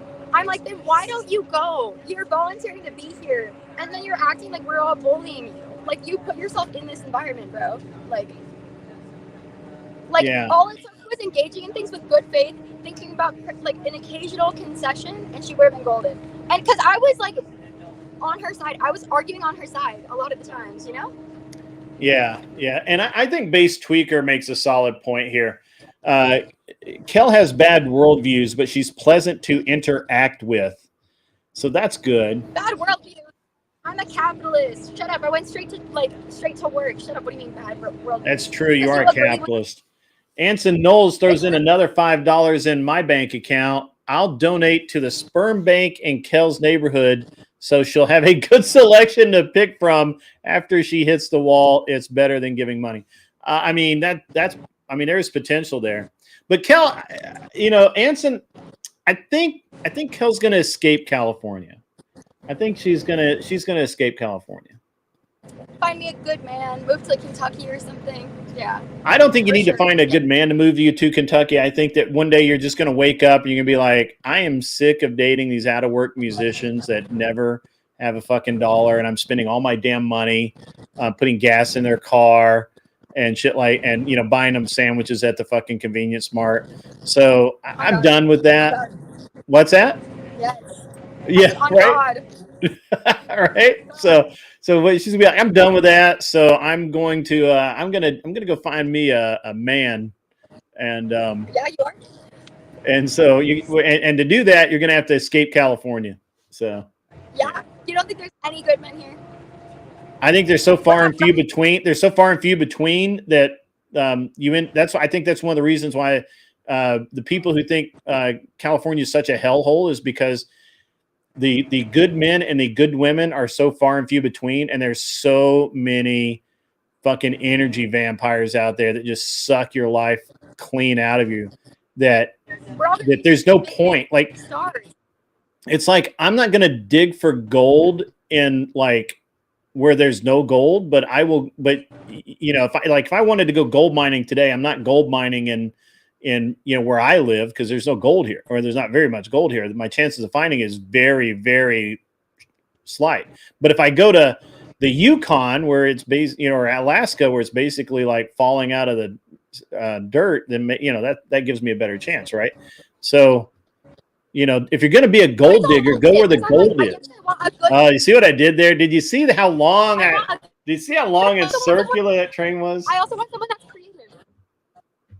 I want something that's creative, someone that's creative too. So it's hard to like find a balance of someone who's like good, hardworking. Like I literally want someone that matches my energy.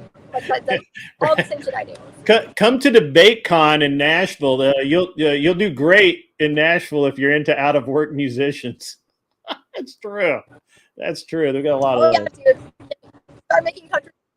The problem is that's in my neighborhood, and you know I got you know we have a barrier of entry. So. Yeah. Exactly. Exactly. Yeah. Oh no, we're going back into the fucking middle of nowhere. Yeah, so I mean, Tragic. I think you're probably going to get tired of it. You'll move somewhere where there's more actual, you know, young men to provide you with some kind of life. Oh, there goes Cal again. You know, studio musicians make a lot of money, Briar Wolf. But he makes good living as a framer. That's true. It's funny. It's true. So that's right. I'm jacked up my wrist again. I fell yesterday loading the kayaks up. So so I've got to or I banged it. I shouldn't say I fell, but I banged my wrist loading the kayaks up. So I'm going to get to mess my wrist more. What's up, Kel? Did you change seats or something? What's up? No, sorry, California is trying to keep a journalist down right now. They don't want me to expose the truth, Greg. That's right. They don't want me to tell you the truth. That's what it is. Inward says that you did well until they got to the whole gender thing. Hear me out. They put me in a really tough spot. I did eventually concede that it is technically biologically gay. But my roommate and one of my best friends is trans. And I'm not going to and I think she was watching. I'm not going to say about it. Well, I mean, so Kel, I get it. Also, you froze in somebody's got to clip that. That's a hilarious position to freeze in. That's funny.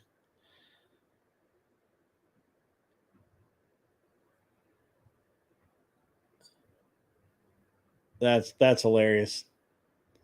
All right, she'll be back in a minute. It's funny. There we go. So the interesting thing is that I think Kel does okay, and I think that she's just having an issue with participating in other people's delusions. If you want to do that, that's fine. If you willingly participate in it, that's one thing.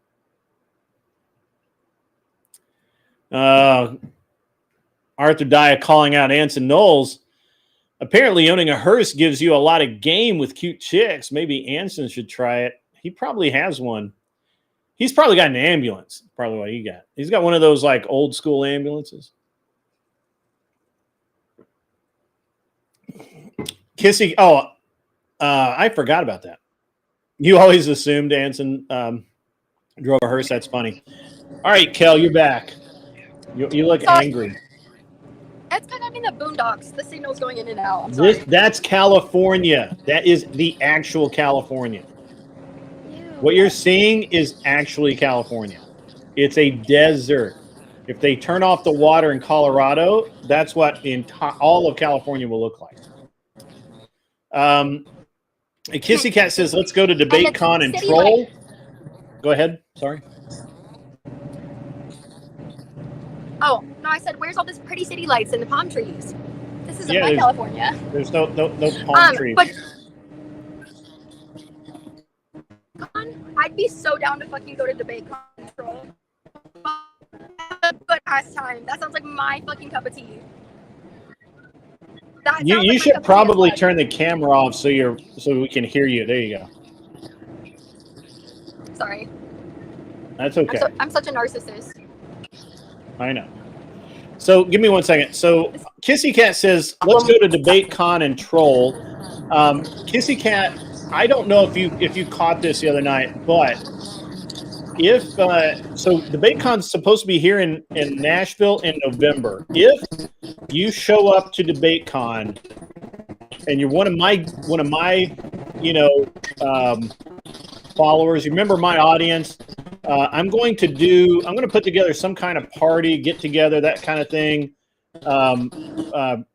Hopefully I'm doing this to help pay back Andrew Wilson for his kindness when we went to New Jersey. And so if you're coming into Nashville for DebateCon in November, let me know. Mainly so I can get an idea how many people are going to be involved. But if you come here, we're going to have a big party, and maybe we'll get all of the people from the shed together that we can. We'll get a lot of the Crucible guys are going to show up. I believe Andrew and Rachel will be here for that. And it'll be I don't awesome. think I've ever been to that part of the country. You should see all of America before you decide where you want to live, because all of America's amazing. The details I have right now is, and I should check on this. I should help James with it. He kind of didn't act like he didn't want my help.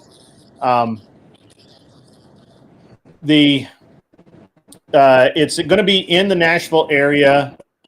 November 15th through 16th is what I have as well, Agrillipus. We don't have an exact location. Slick Pig is that we got several of those. It's right down the street from my house. We're going to do something really cool while we're here, and I do have the lake house. I'll make the lake house available for that weekend. So there you go. It just sucks to think that, like, the first time I'm taking a vacation a while where I'm flying somewhere, I'm going to Nashville. Like, what is Nashville? Isn't it cold? Isn't it going to be cold? No, it's like 96 degrees today. It never actually gets actually cold here. Huh? Oh, really? In November? Yeah, it never actually gets actual cold here. It's cold. The coldest it'll get is like down in the teens. And that's as cold as it ever gets. That's fucking cold. If it's below 60. Not really. It's not really that cold. And nobody, How cold is it going to be in November? In November, it's going to be like, fall here is in November, probably be maybe in the 60s, 50s, maybe. It won't get, I don't think it'll get below freezing. Usually it's pretty warm. I go out I keep the boat in the water until after November. So. Dude, honestly, it's only been this year that I feel actually acclimated to the weather, where I'm like, oops, sorry. Like, I actually get fucking, like, uncomfortable in the cold, going back to the Northwest to go home and stuff. But I've seen a lot of the country. I've been to Dallas, and Miami, and Oregon. Yeah, it's like hoodie weather for normal people, you know. Our pumpkin spice lattes. It actually might be cool to go see the fall in, like, the actual fall states. Yep, it'll be a fall state. The leaves will have turned and they may be off the trees by then. But I'm pretty sure that it's probably going to be near Vanderbilt University, which is kind of downtown, so the traffic's going to suck. But I'm gonna if you just fly in for the weekend, then sure you're not going to see a whole lot. But if you fly in a few days before, a few days after, and stay, there's a ton of stuff to do in the area. By the way, Nashville is the bridesmaid capital of the world. We have more bridal showers here than I think anywhere in the country. That's a weird flex, but okay. It's not a weird flex. It's just a fact. We also have mass amounts of bars downtown that are ridiculous, Oh, I thought you and said music art. venues everywhere. Almost everywhere has live music. You know, it's crazy. It's nuts. Dude, I'm kind of excited. That would be fun. It's weird when you start doing internet stuff because I'm like, I wouldn't have any of my friends to do something like this. But also, I feel weird going somewhere by myself.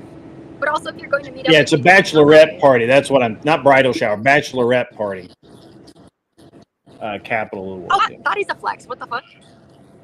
That's way That's a different good- than bridal shower, bro. Bachelorette party's like, hey, that's good Bachelorette. as fuck. Bachelorette. All the crazy women come here and get plastered. Woo! So I'll be right at home as an out-of-towner crazy girl. Yeah, we have a lot of crazy. The Hawktua girl is like, she lives less than an hour from me. Oh my gosh. Have you hit her up? Anson Come on Knowles the show. says we're going to arm wrestle. I don't think so, but okay. Fuck yeah. Blows your mind how Murfreesboro and the whole area has boomed the last few years. Wow, that was really loud. Yeah, absolutely. Yeah, me too, Briar Wolf. Wait, you said what? My town, Murfreesboro, the town I live in, is he's saying how the whole area has boomed in the last few decades. It really has. It's crazy. It's nuts. Oh, damn! I was projecting. I said, how does it feel to have the whole internet laughing at you? I was like, I don't think they are. I thought he was talking to me. I'm like, damn. Projecting. Yeah, I don't think the internet was laughing at you. Bro, So- I'm like, I wasn't the most crazy liberal there. We're all good.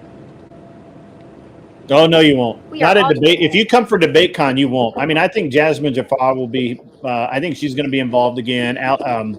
We'll have, Destiny might show up because it's close to Florida, and he probably will be out of court by then. You know, there's a lot. There will be a lot of weird lefties here for sure.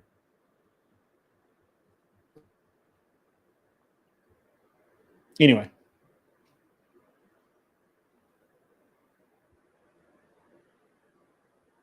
Kel, are you there?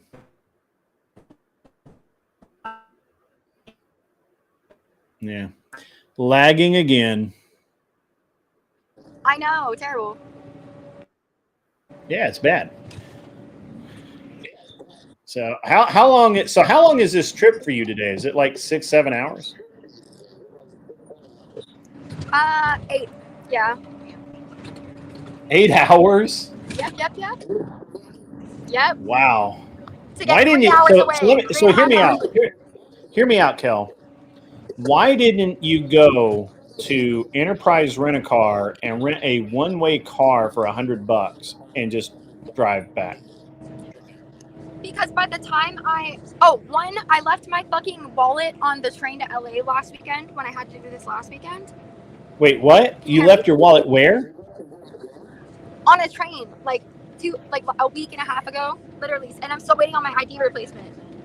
So dumb. So I'm already in a pickle, and then 2, even if I did have my ID, I literally, like, if I had ordered the Uber right then, I literally showed up at 3:55. So by the time I got to a Hertz and everything, it's like, if you're gonna show up, you might as well show up on time, because he's gonna be just as mad as if you're late as if you didn't show. Yeah. They So sent, like, 6 that's all true. reminders. No, I mean today. Why didn't you go to the airport and rent a car and drive home? Because now today? we're back to the I don't have my ID problem. Oh, right. Gotcha. Yeah. I literally could not even pregame. I've been sober, grid, for like 48 hours. This is terrible. You've been sober for 48 hours? That's the greatest thing I've ever heard in my life. Good job. Dude, I thought they would have drinks there. I thought we could pregame. No, I was they like, don't. do you guys have drinks? And he poured me a cup of water. I was like, He poured you a cup of what? Of water. Water. That's right. They used to give out Celsius occasionally, but Oh yeah, they had energy drinks too. It was so funny. We're like an hour and a half later than the tentative. Keep in mind they warned you that it was tentative stop time, and the girl was like, her assistant was like, "Oh yeah, and I'm not old enough. I'm 23. In California, you have to be 25." So I'm going to read you this debate. Anson Knoll says you aren't old enough to rent a car. I think she's old enough to rent a car by a year, maybe 2. No, not in California. You have to Not be in 25. California? How old do you have to be to Yeah. rent a car in California? 25. Seriously? That's serious. That's nuts. Yeah, it sucks. No, Brian did not get his pizza, but they had snacks on the table. Ghost They cut their donuts. 1978 says if I cash app to her, he doesn't want his name doxed. That's fair. That's totally fair.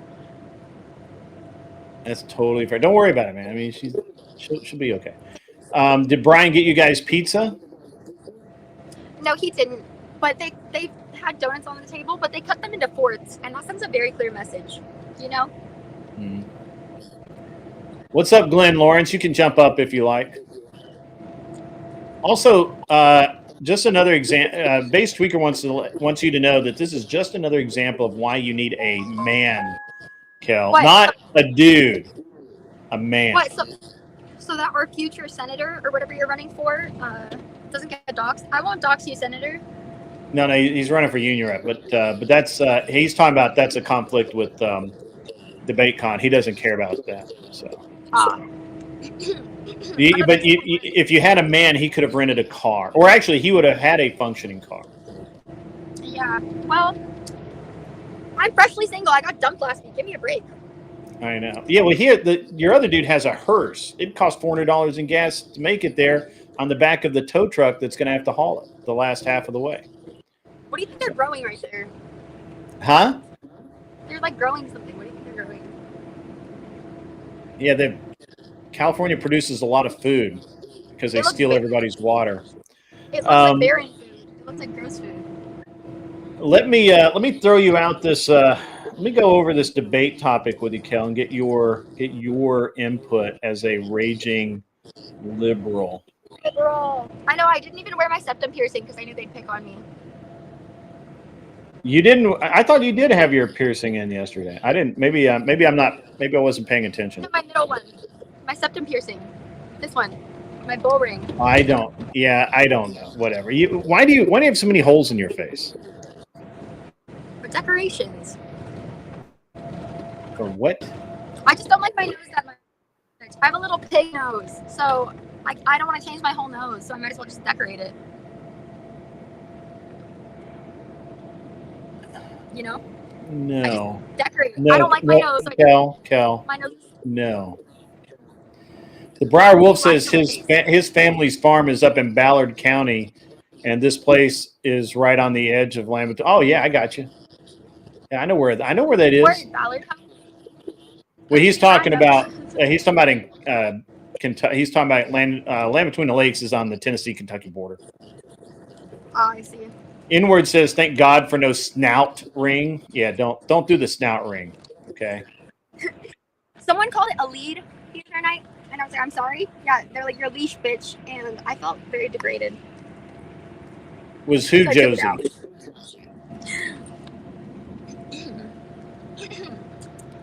I need water. I'm missing something. Josie was by the other day. She jumped on the show the other day. We'll see if Glenn pops on. We'll see. Fingers crossed. Slutty Gorilla, have a good rest of your day as well. So, yeah. Bye, Slutty Gorilla. Slutty Gorilla biscuits. Dude, I literally lost my voice before the podcast, crashing out over my car. Like, I took a video right before it happened because I'm like, my car is driving kind of weird. And I literally screamed like someone just killed my firstborn, right? I was like, no! Oh, like my voice is gone, dude. Japanese. All right, so let me read you this debate prompt that I have for tonight. This is a strange one. Get your input on it, Kel. So the topic is Texas is still in the midst of recovering from devastating and lethal recent floods. As we are mending the shattered pieces of those communities, the question of who is to blame is prominent. Mother Nature. Mother Nature is to blame. That seems obvious. Reports paint a picture of systemic failure from the locals up to the federal levels. And these failures extend from years before the tragedy until days after it. One such example is the immediate response from FEMA. By the way, FEMA is irrelevant, but whatever. According to CNN, Kristi Noem put in place a requirement that all FEMA contracts above $100,000 would need her personal approval to be enacted. That seems reasonable. This reportedly severely hampered the government's ability to rapidly deploy emergency workers to where they'd be needed. Most of the emergency workers are volunteers, so I fail to see how that actually has anything to do with anything. Do you think the blame for the scale of this tragedy lies on the Trump administration? What about Texas state or local municipalities? Or are you satisfied with how this was handled and believe these deaths were unavoidable? Dude, well, no, hear me out. Hear me. I'm hearing you out. No, when all this shit was happening in California recently, right? When you hear that, like, Malibu, like, the most expensive parts of, like, Los Angeles County were burning, it was like, and how the fuck is this not getting resolved ASAP? When all this shit was going down and everyone started being, like, conspiratorial, this is literally what made me start questioning things on the left, literally, because this freaked me out so bad. When I found out that the Olympics, like the LA Olympics, one, I was like, where are they going to have the fucking Olympics in LA? And then the exact area that burned down is where it's going to be. And I'm like, multi-million-dollar houses, like, insane. So I think that was the first time I started being a little bit skeptical that, of course, it's Mother Nature's fault that the fires happened, but I think that California definitely could have done more to stop them. So I think maybe it's not the Trump administration's fault, but do I think that there's definitely, you should always be open to questioning whether things could have been done better, like problems could have been resolved faster? Absolutely, because I don't trust government at all anymore. And you shouldn't either after all the whole, like, Epstein bullshit, bro. Like, the fuck? Like, don't you agree? Like, if we can, I don't think you're wrong. Yeah, I don't think you're wrong. But let me put this out there, okay? So first of all, I don't think it's wrong for Kristi Noem to have to approve the expenditures. I think that that should be always a necessary step in any government agency. Just randomly spending money is how things get abused. So I don't think there's anything wrong with that. Also, it doesn't seem like SEMA's hesitation or non-involvement had anything to do with any kind of release of funds, but just simply it was such a rapidly evolving situation, they didn't even know where to go. The third thing, or I guess the second thing really, is a systemic failure. No, it was a fucking flood, and it was a tragedy, and you have a lot of people in a massive area trying to solve different problems, whereas the press completely misreported all of it, right? Like, literally, so most people, let me ask you this, Kel, how many people died in the church camp? You don't know, right? Because you didn't pay much attention to it. I look like a fucking history expert to you. I don't know. Yeah, okay. All right. So, well, it was last week, Kel. Come on, it's not history. By the way, ZD Den says, "Girl Logic, I don't like my nose, so let me hang something from it to point out I don't like it and bring more attention to it." Kel, like that. That's exasperation from ZD Den. Yeah. It's worse than me. I didn't know that happened last week. I'm so not plugged in. Oh, that's the Texas fire name? Or the Texas flood, I mean? Yeah, the Texas flood in the church camp. that the press was covering nonstop. How many people actually died in that? Sorry. I did a show about it last week, by the way. Yeah. Kel's got bad signal 40? again.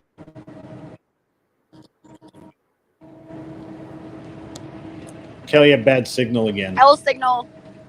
Yeah, L. All I the know. signals on. L. All right, so Kel, We're gonna get better signal. there were only I think 8 people killed in the church camp, and I think it might be 4, but I think my recollection is 8, but I have a terrible memory, but I think it was 4 students and like 4 staff people. 8 people. The total number of people who were killed in the actual flood was 20 or 22.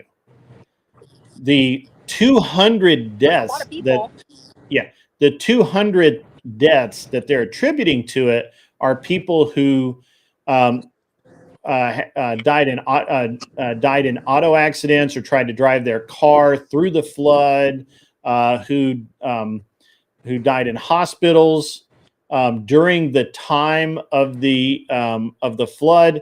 They're saying, well, the power went off. Hospitals have generators, so the power went off for like 2 seconds, but obviously that 2 seconds, killed 100 people. So it's just an interesting way that the press. It's just like back during the C-19 deal, right? Is like it doesn't. The truth matters less than the headline, right? The headline is irrelevant. I mean, the headline's what's important. The truth is irrelevant. The headline: 200 people die in Texas flood. Is way more important to them than the truth of the matter, which is only 8 people died in this church camp, and only because they got caught unawares and they just could not get out and they were trapped. Right. The entire rest of the church camp, which was like 40 or 60 people, they all got out, but just these few did not.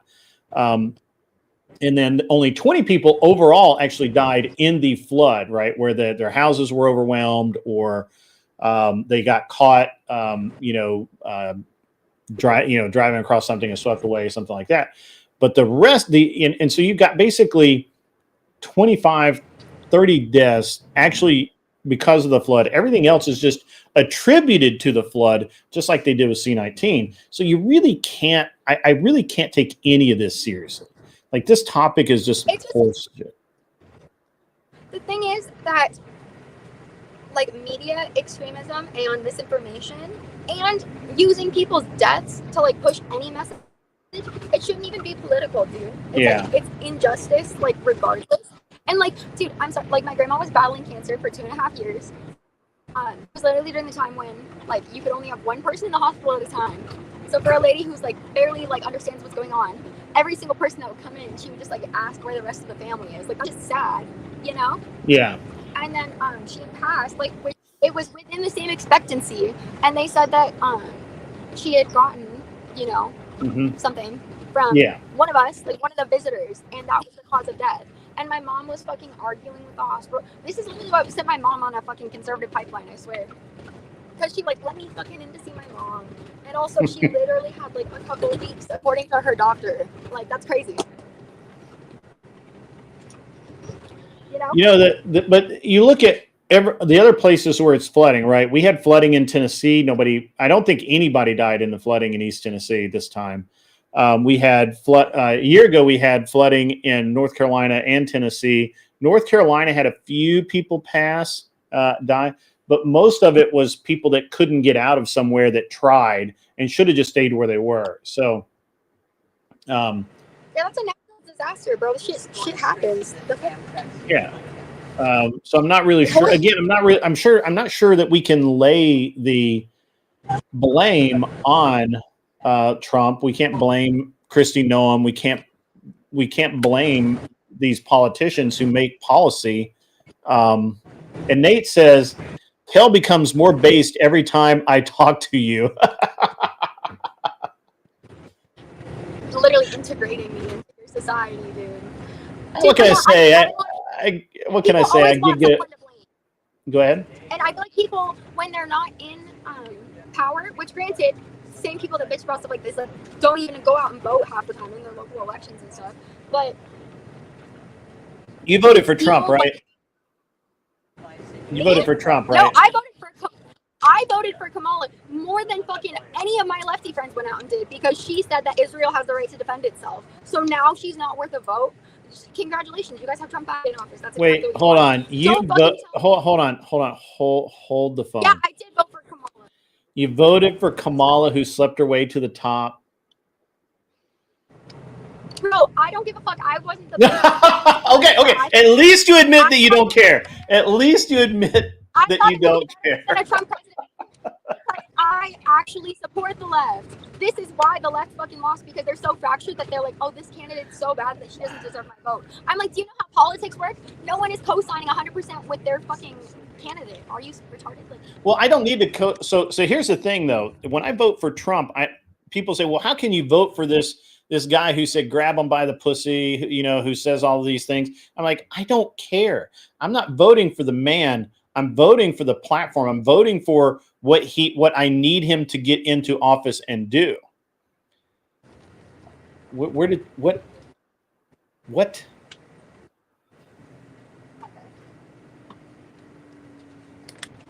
This is bad TV. I dropped my wax pen. No, not because California's girls stick together, because I actually believe in the fucking shit that I was. Dude, it makes me so angry. Literally, the biggest political streamers on the left we're literally sitting there right before the election, the most important campaign times. And they're like, yeah, I can't believe Kamala said that about Israel. How tired of Brian saying it's bugged boys did you get? How tired did you get of hearing that saying? It's bugged boys. It wasn't that bad, but the second that he opened it on the wrong window and he was like, oh, the whole podcast is fucking scuffed, it's ruined. I was like, calm down. We can recover. No, but that's the thing, is I don't even care. It drives me crazy because I'm like, people on the left and the right shame me for voting for Kamala, and I'm like, it's crazy because at least I fucking voted, dude. We lost like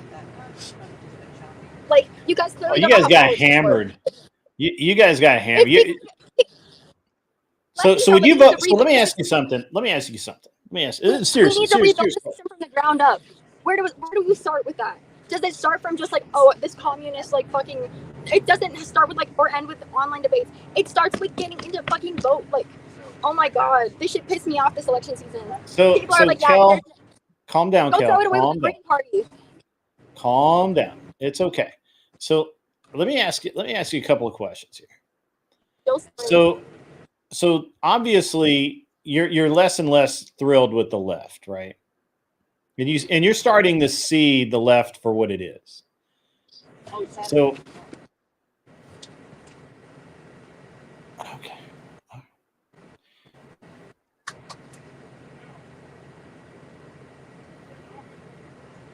She's probably having to talk to the bus driver about yelling on the bus. Thank you. What's up, Powdered Dusty? Good to see you, man. Votes for Santa Barbara?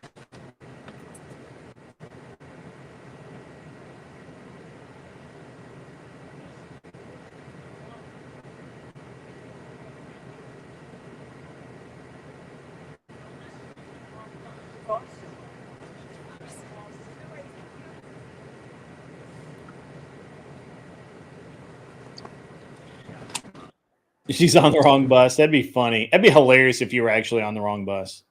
That'd be really funny. I took the wrong train last week. All right. So anyway, Kel, let me ask you something. When you are so you're getting less and less thrilled with the left, and you know, so let me throw this out there for you. So, you know, my man,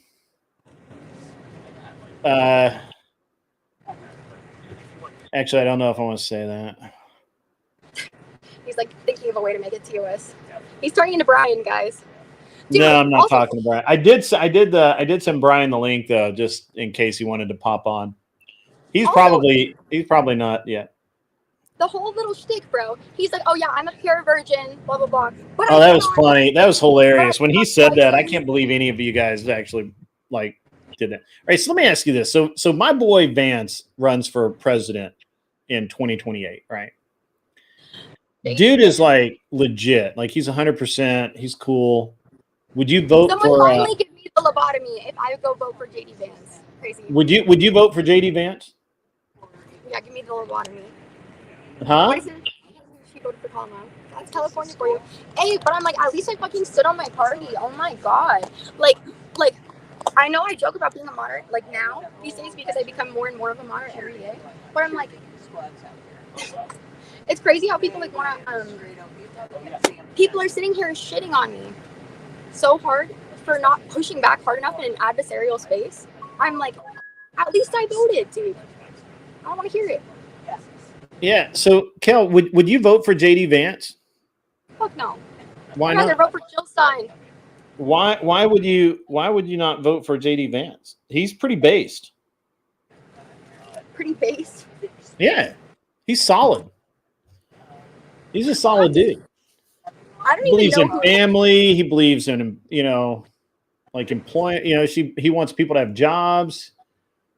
Believes in I lower wonder- taxes. I want everyone to have. I just want our immigrants back. I don't. I mean, yeah, he believes in legal immigration, but doesn't believe in illegal immigration. Dude, we're never gonna have our the same again after all this shit going on. Oh god. Mikey Balls is he's a former resident of your area. He was in LA though, I think. Yeah, he fled to Alabama. He loves it there. Dude, I kind of want to move a little bit further up north. I'm sick of like SB. I want to go to LA. You need to move. You need to stay at about the same southern point, but just move laterally across the country. You'll be a lot better. You'll be a lot better off. LA. Let's go to LA instead.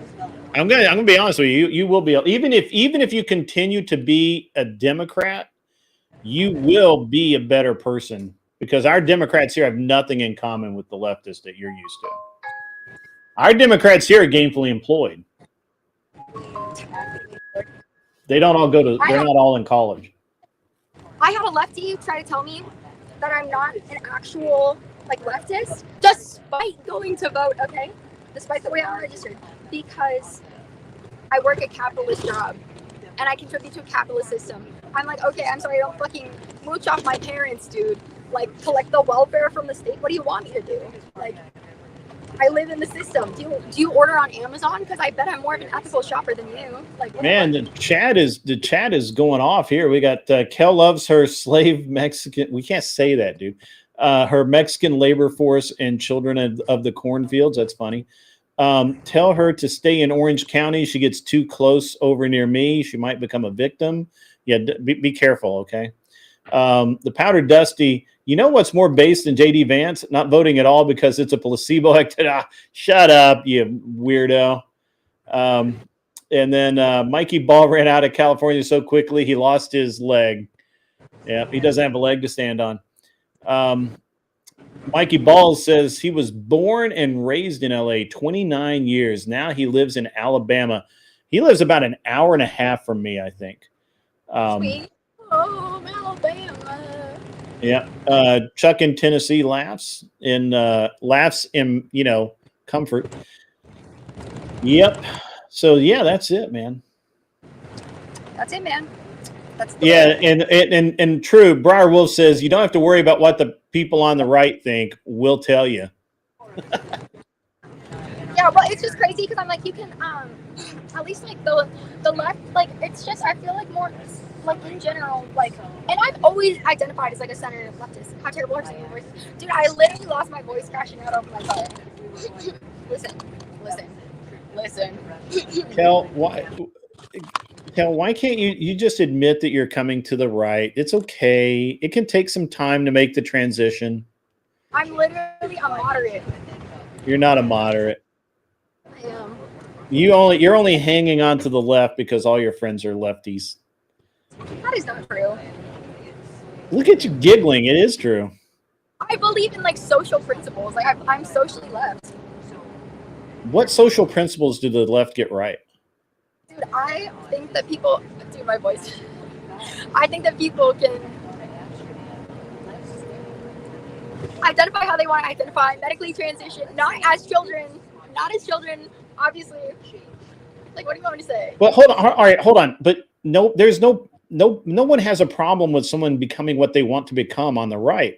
The problem is always with children. You literally just identified the exact principle of the right. The left is the one that wants to put it into schools. The left is the one that constantly pushes the idea that children should be allowed to make their own choice about transitioning. You are literally making the right's argument. No, the right literally goes on like these crazy campaigns that they dress up. I mean, the left does that too, obviously, like the Green Act with Biden, where it's literally just increasing our emissions. Look into it. Go vegan. Fuck Biden. But literally, what they do is they dress it up as something else, and then they have like an actual like, bro, do you know how many books they were trying to like ban from schools on the basis of them like having sexual content? Like, wait, anytime you're like at Hold on. Can you read this for poor Anson Knowles? Give him a. Just don't read it too loudly. I don't want all the people around you to like run away. Is this the grid copium stream? I have 20%, by the way. This broad is about as far left as my brand. Is the bend in his shaft? The bend in my shaft. The bend in my shaft. So here's the thing. I don't think that probably cannot be that far, to be honest with you.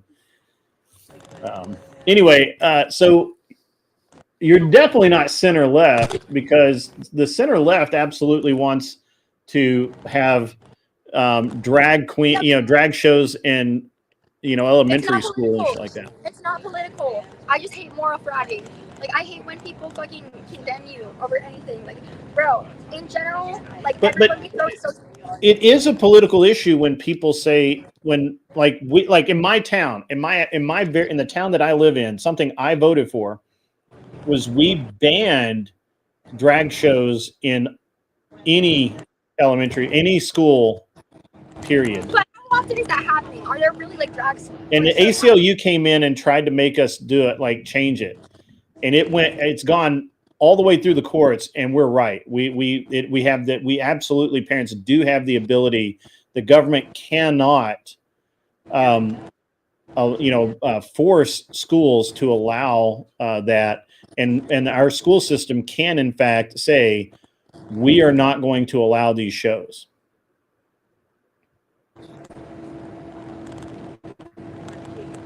Who is having trans like drag shows?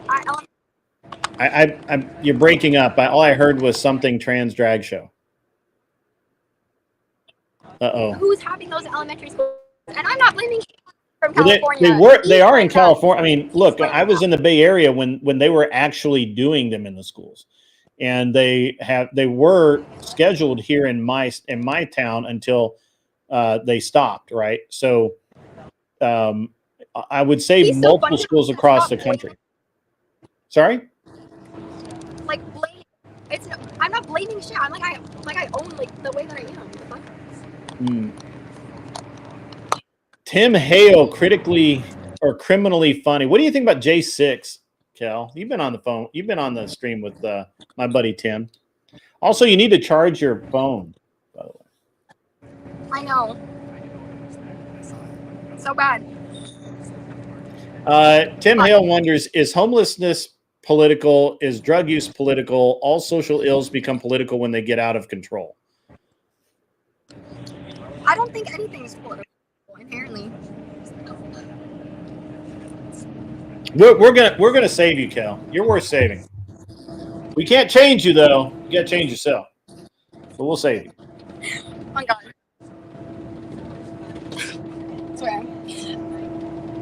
Wow, so true. It's very Raging funny. Patriots. The Raging Patriot. Okay, I'm gonna say my 20%. Okay, I'm glad you gave your 20%. You're getting like every third word, and now it's frozen You're frozen.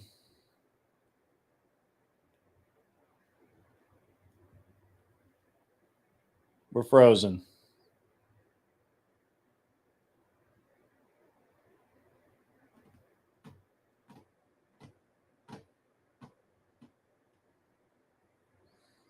What's that character that does that? That people draw them on the top of the page all the time? What is that? What's that character? It's funny.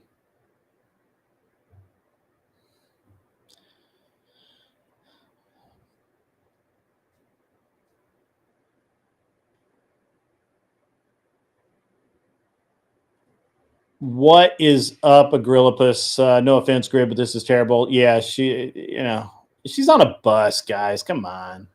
It's all back of the bus and stuff. And I think she's got 25% battery left.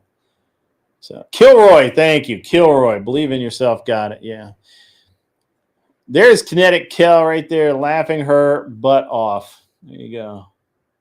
Her internet is terrible because she's in California. Grid, this is officially the worst episode of your entire streaming history.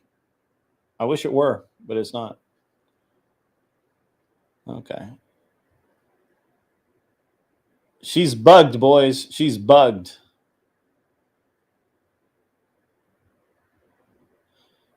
I should be live for a little while. No, because I've been live for 2 hours. I was going to do a little bit more. I was hoping if anybody wants to come up and kind of go back and forth with me on this debate prompt, then we can. That's correct, Kel. At least you spell it properly.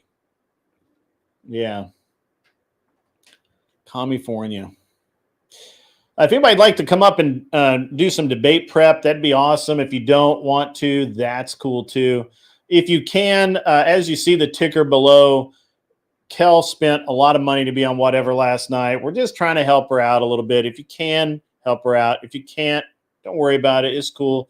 If you don't want to be doxxed, but you want it to go to Kel, we'll figure something out. Yeah. So apparently she's a part-timer. She's a part-time leftist, so we're gonna get her. What's the prompt? The prompt is, let me go over this again. Texas is still in the midst of recovering from devastating and lethal recent floods. As we are mending the shattered fences of those communities, the question of who is to blame is prominent. Reports paint a picture of systemic failure from the local up to the federal levels. And these failures extend from years before the tragedy until days after it. One such example is the immediate response from FEMA.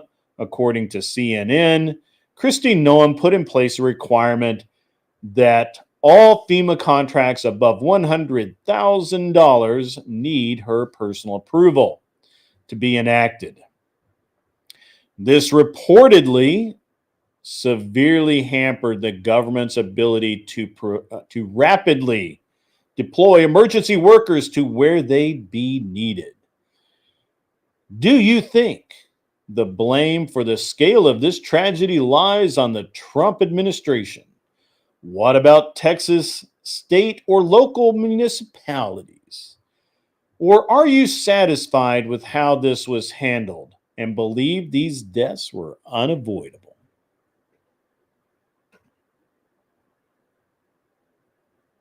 There we go. There's a prompt, ladies and gentlemen. It's a bullshit prompt. First of all, let's walk through this. Let me walk through this from my point of view. Reports painting a picture is irrelevant to me. We need actual information, not the mainstream media's rhetoric. Everything we saw through alternative media, such as live streams and people going out and actually being on site, shows the community doing all they could to save as many lives as possible. and prevent property damage where possible. One interesting thing is that during, we'll get to that. We'll get to that. These failures extend from years before the tragedy until days after. We're going to have to prove that one. You're going to have to explain that because I don't fucking believe it. So we're going to have to have somebody lay that out for me. One such example is the immediate response from FEMA. FEMA is not an immediate response organization. FEMA comes in as quickly as they can. Local, state are the first immediate responders. So I don't know how the people want to, or I don't know why you would want to argue that FEMA was somehow ineffective because why? I don't know. Anyway, forward again. According to CNN, because they're trustworthy, Kristi Noem put in place a requirement, but the $100,000 requirement. I think that's just responsible. I wish, other government agencies probably have similar controls, and her personal approval is something I think that as director of FEMA, because the outgoing guy had a lot of controversy over this, that's probably something that was needed. That's not like she decided that she was going to hamstring operations. It just needed to be done. We'll look into that before this evening for sure. This reportedly severely hampered the government's ability to rapidly deploy emergency workers to where they'd be needed. Two problems with this. First of all, reportedly is not a real thing. Okay. The state of Texas has not said anything about any of this nonsense, so it's irrelevant to me. Reportedly is irrelevant to me. It just doesn't matter. Now, if somebody wants to show that, days were wasted while signatures needed to be signed, and we can talk about that. But I don't believe that anything in this prompt has any idea that, nothing in this prompt actually conveys a delay, a purposeful delay. As far as deploying the emergency workers, for the most part, the emergency workers that were involved were volunteers, state, local, volunteer fire departments, volunteer emergency responders, EMS, that sort of thing. It's right there. So I don't know. By the way, the government, the federal government is not, this is not something the federal government can never move quickly enough in a state emergency. They never have, and they never will. Yes, they're a management agency to manage emergency response. And part of that is saying that, hey, if it's over $100,000, you need to get signed off on it. And maybe she did. Maybe there's some indication that she said, hey, no, we're not sending this stuff over here. We're not sending hospitals emergency generators because the emergency generators, the hospital already have those. Who needs those emergency generators are churches and schools and things like that that are housing temporarily people. Now, see, that's proper emergency management.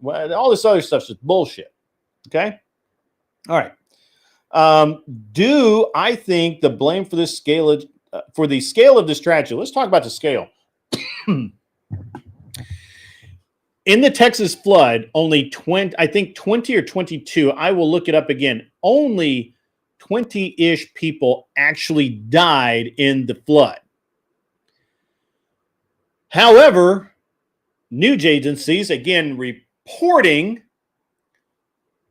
skyrocketed the death count, counting people who died in hospitals during the flood. Now, they had nothing to do with the flood. They were never underwater. There was no emergency situation. The people just died. They were in the hospital and they died. And that is part of the flood. Now, they're claiming that because the hospitals lost power, that constitutes those deaths being part of this national emergency. They're wrong, and that's just the way it is.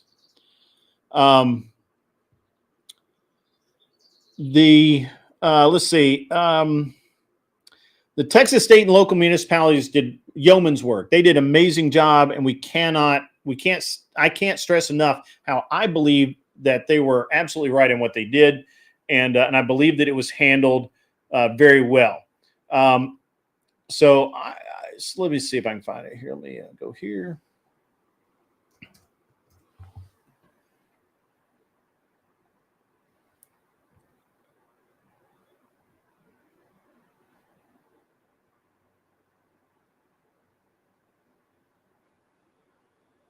All right, let me see what I've got here. All right, so I did some news coverage on the Texas thing, right? Like this was something that I dove into last week as part of my normal show operations, and let me give you some facts, okay?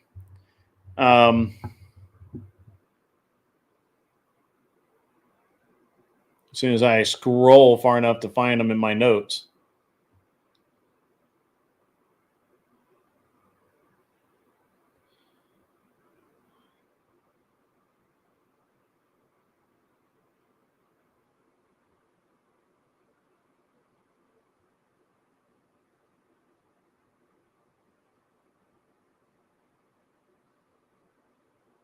I think that last week the biggest part of the segment that I covered was on the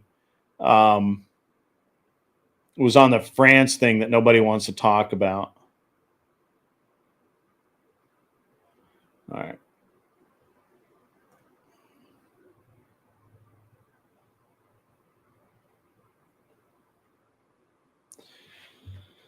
All right, sorry guys.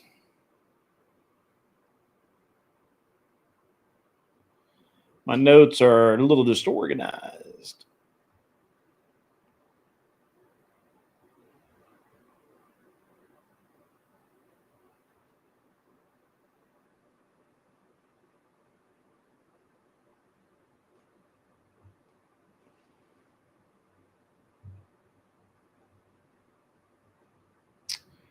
All right, let me see if I can find it here.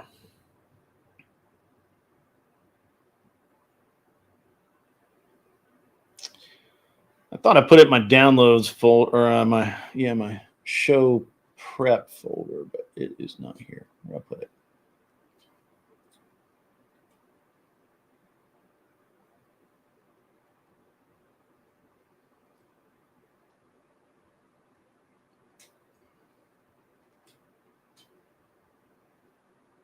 There we go. All right, so I found my notes on Texas. Yeah, France is always an L. France is really weird.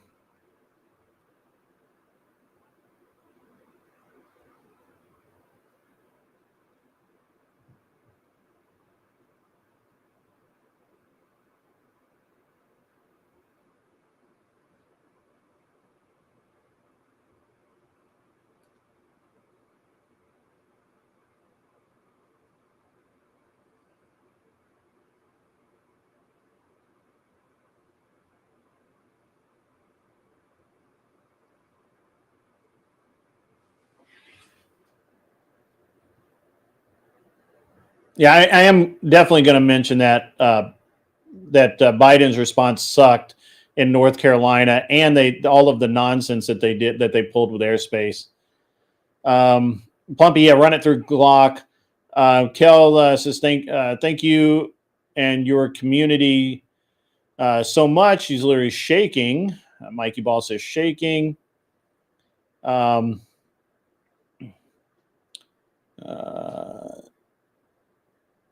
280 bucks, Kel. That's good. We can do a little better than that, I think, but that's okay. We are very generous people. It is absolutely kind, Kel. We're kind people. And you you didn't do the normal thing, Kel, which is bail. And so, when people perform up to or beyond expectations, they deserve to be recognized for that.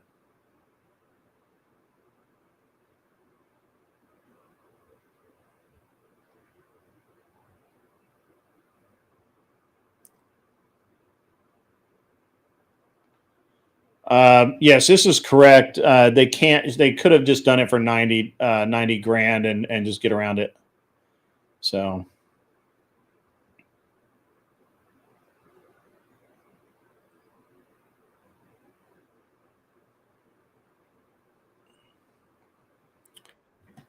Yeah. All right. Let me find my Texas stuff here. Why didn't this open? Oh, there it is.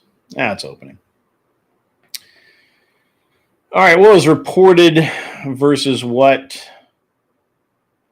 the truth was?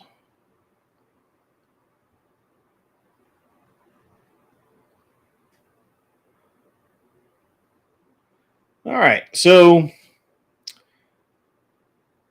the first ones that weren't the first ones in were not FEMA. FEMA is never the first ones in. They never are. They never will be. The neighbors, volunteers, faith groups, men with lifted trucks and flat bottom boats were the first ones on site and they are in every single tragedy. 4 young lives lost at a church youth camp when floodwaters overwhelmed their transport near the Trinity Rivers, near the Trinity River. And I believe, I think that they were trying to say it was 20, but that's just where's my other stuff?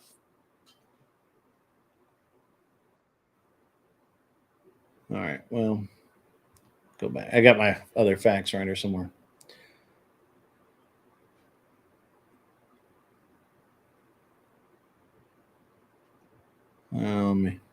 Give me a sec. It's annoying. Here's my notes.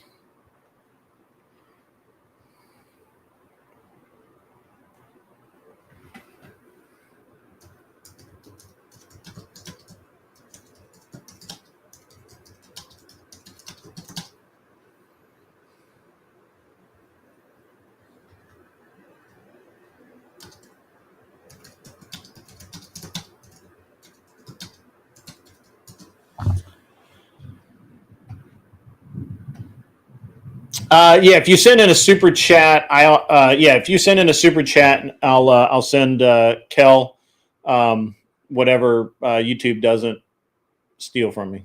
So if you don't have Cash App, you can use the StreamYard link, I think, and it goes through my credit card processing. But yeah, just whatever you want to do, man. We'll make it work. We will make it work, my man.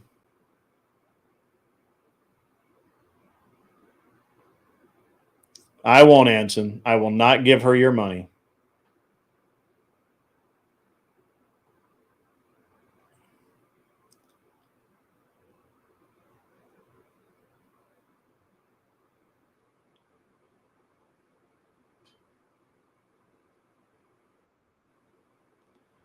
This is correct. Every state does have one. That's correct. Mikey Balls, I am around. I mean, I'm not going anywhere until. I'm not going anywhere for a while. Actually, I'm trying to stay home as much as possible. Correct. She did not beg for it. She didn't even beg to be on whatever. I contacted Brian. I told her about the show and told her she should try to get on it. She reached out to Brian, and she did not. She didn't beg. She didn't do anything. She's a good egg, as they used to say. So.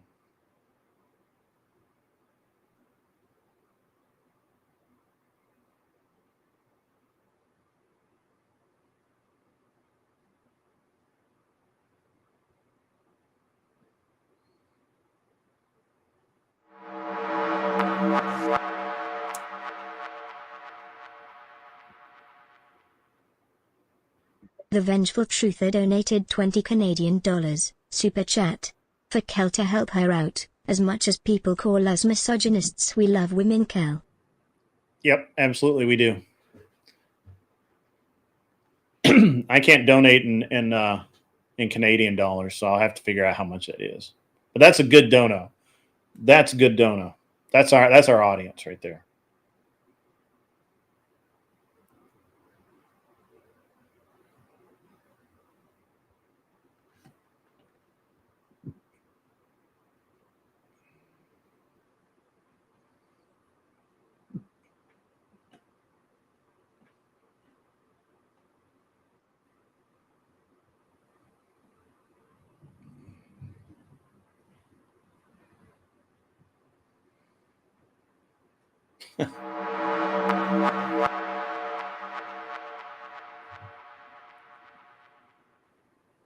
Chuck in Tennessee donated $25, super chat, for the conversion fund for Kel 1.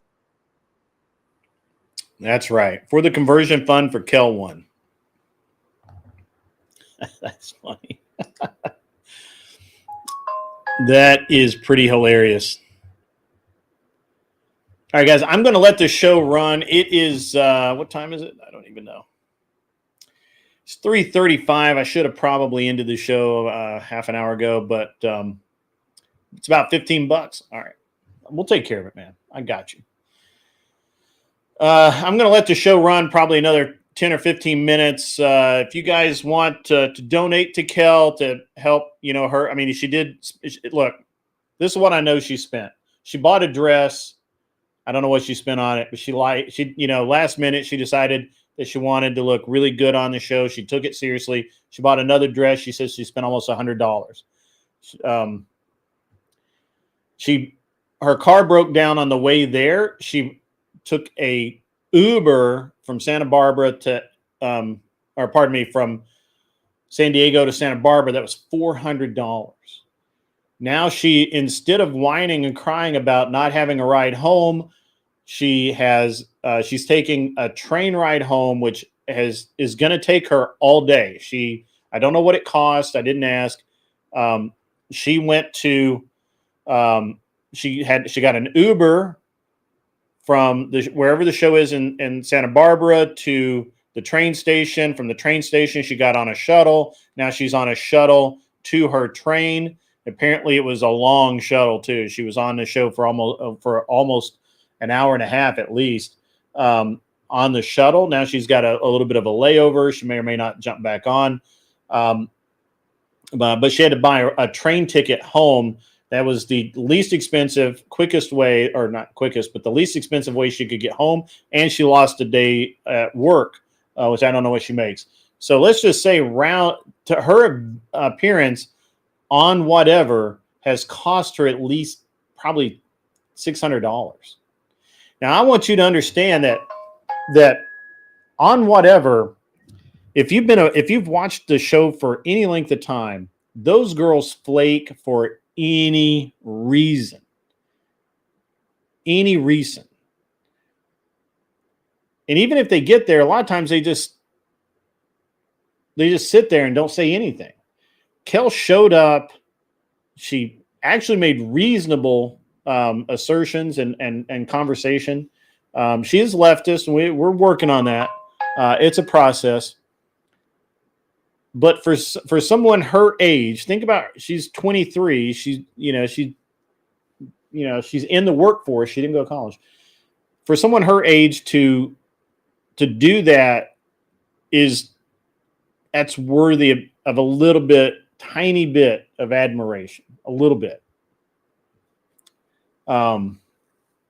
Because I promise you that a lot of people with that amount of adversity in just going to be on a show would have just told Brian, hey man, I'm sorry, I can't make it. Car broke down and I can't be on the show. And Ghost 1978, you're right. Most of the guys in California would have cried just because their car broke down. 100%. So, again, I if you can donate to Kel's, a little bit of money to Kel, that'd be great. if you can't, I totally understand. If you don't know her and you just don't want to give her any money, that's cool too. If you don't have any money to give her, that's cool too. It would look, nobody's like trying to wring money out of a turnip here. We're just, it's admirable that she as Michelle said earlier, boobed up and made sure that she got on the show, and she did a good job. A lot of people just don't do it. So it is what it is. And TVT is right. Generosity is a big reason you win people over. Being Christ-like is important, So, but if you don't, like I said, if you again can't afford it, you can't afford it. It's fine. Nobody's gonna be mad, man. Nobody's gonna be mad. And Kel's not expecting anything. She totally didn't expect. I'm the one that started this. I'm the one that said, "Hey, we should, she did a good job. Help her out." So, that's, is what it is. I do the same thing for anyone that went through through something to do something that provided me with a little tiny bit of humor. All right. Well, so yeah, I got to do a little bit more research on the Texas thing. I got to find my original notes about the actual numbers for Texas. So I got to go find that. But yeah. So I mean, the newspapers were saying it's like 200 people, and it ended up being a lot less. Yeah. So again, if you could just if you could throw a couple of bucks her way, that'd be great. If you need to send it through a super chat or whatever, I will. I'll make sure I will just pass it right through. That's fine. So.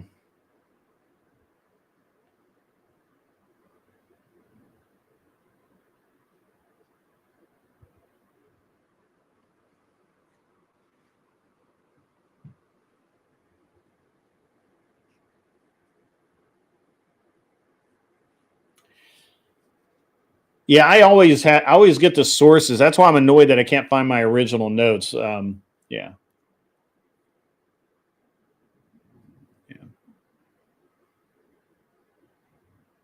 We're gonna have thunderstorms the rest of the day, so I'm gonna I'm gonna go chill out, hang out in the house, and just have a good rest of my afternoon. So.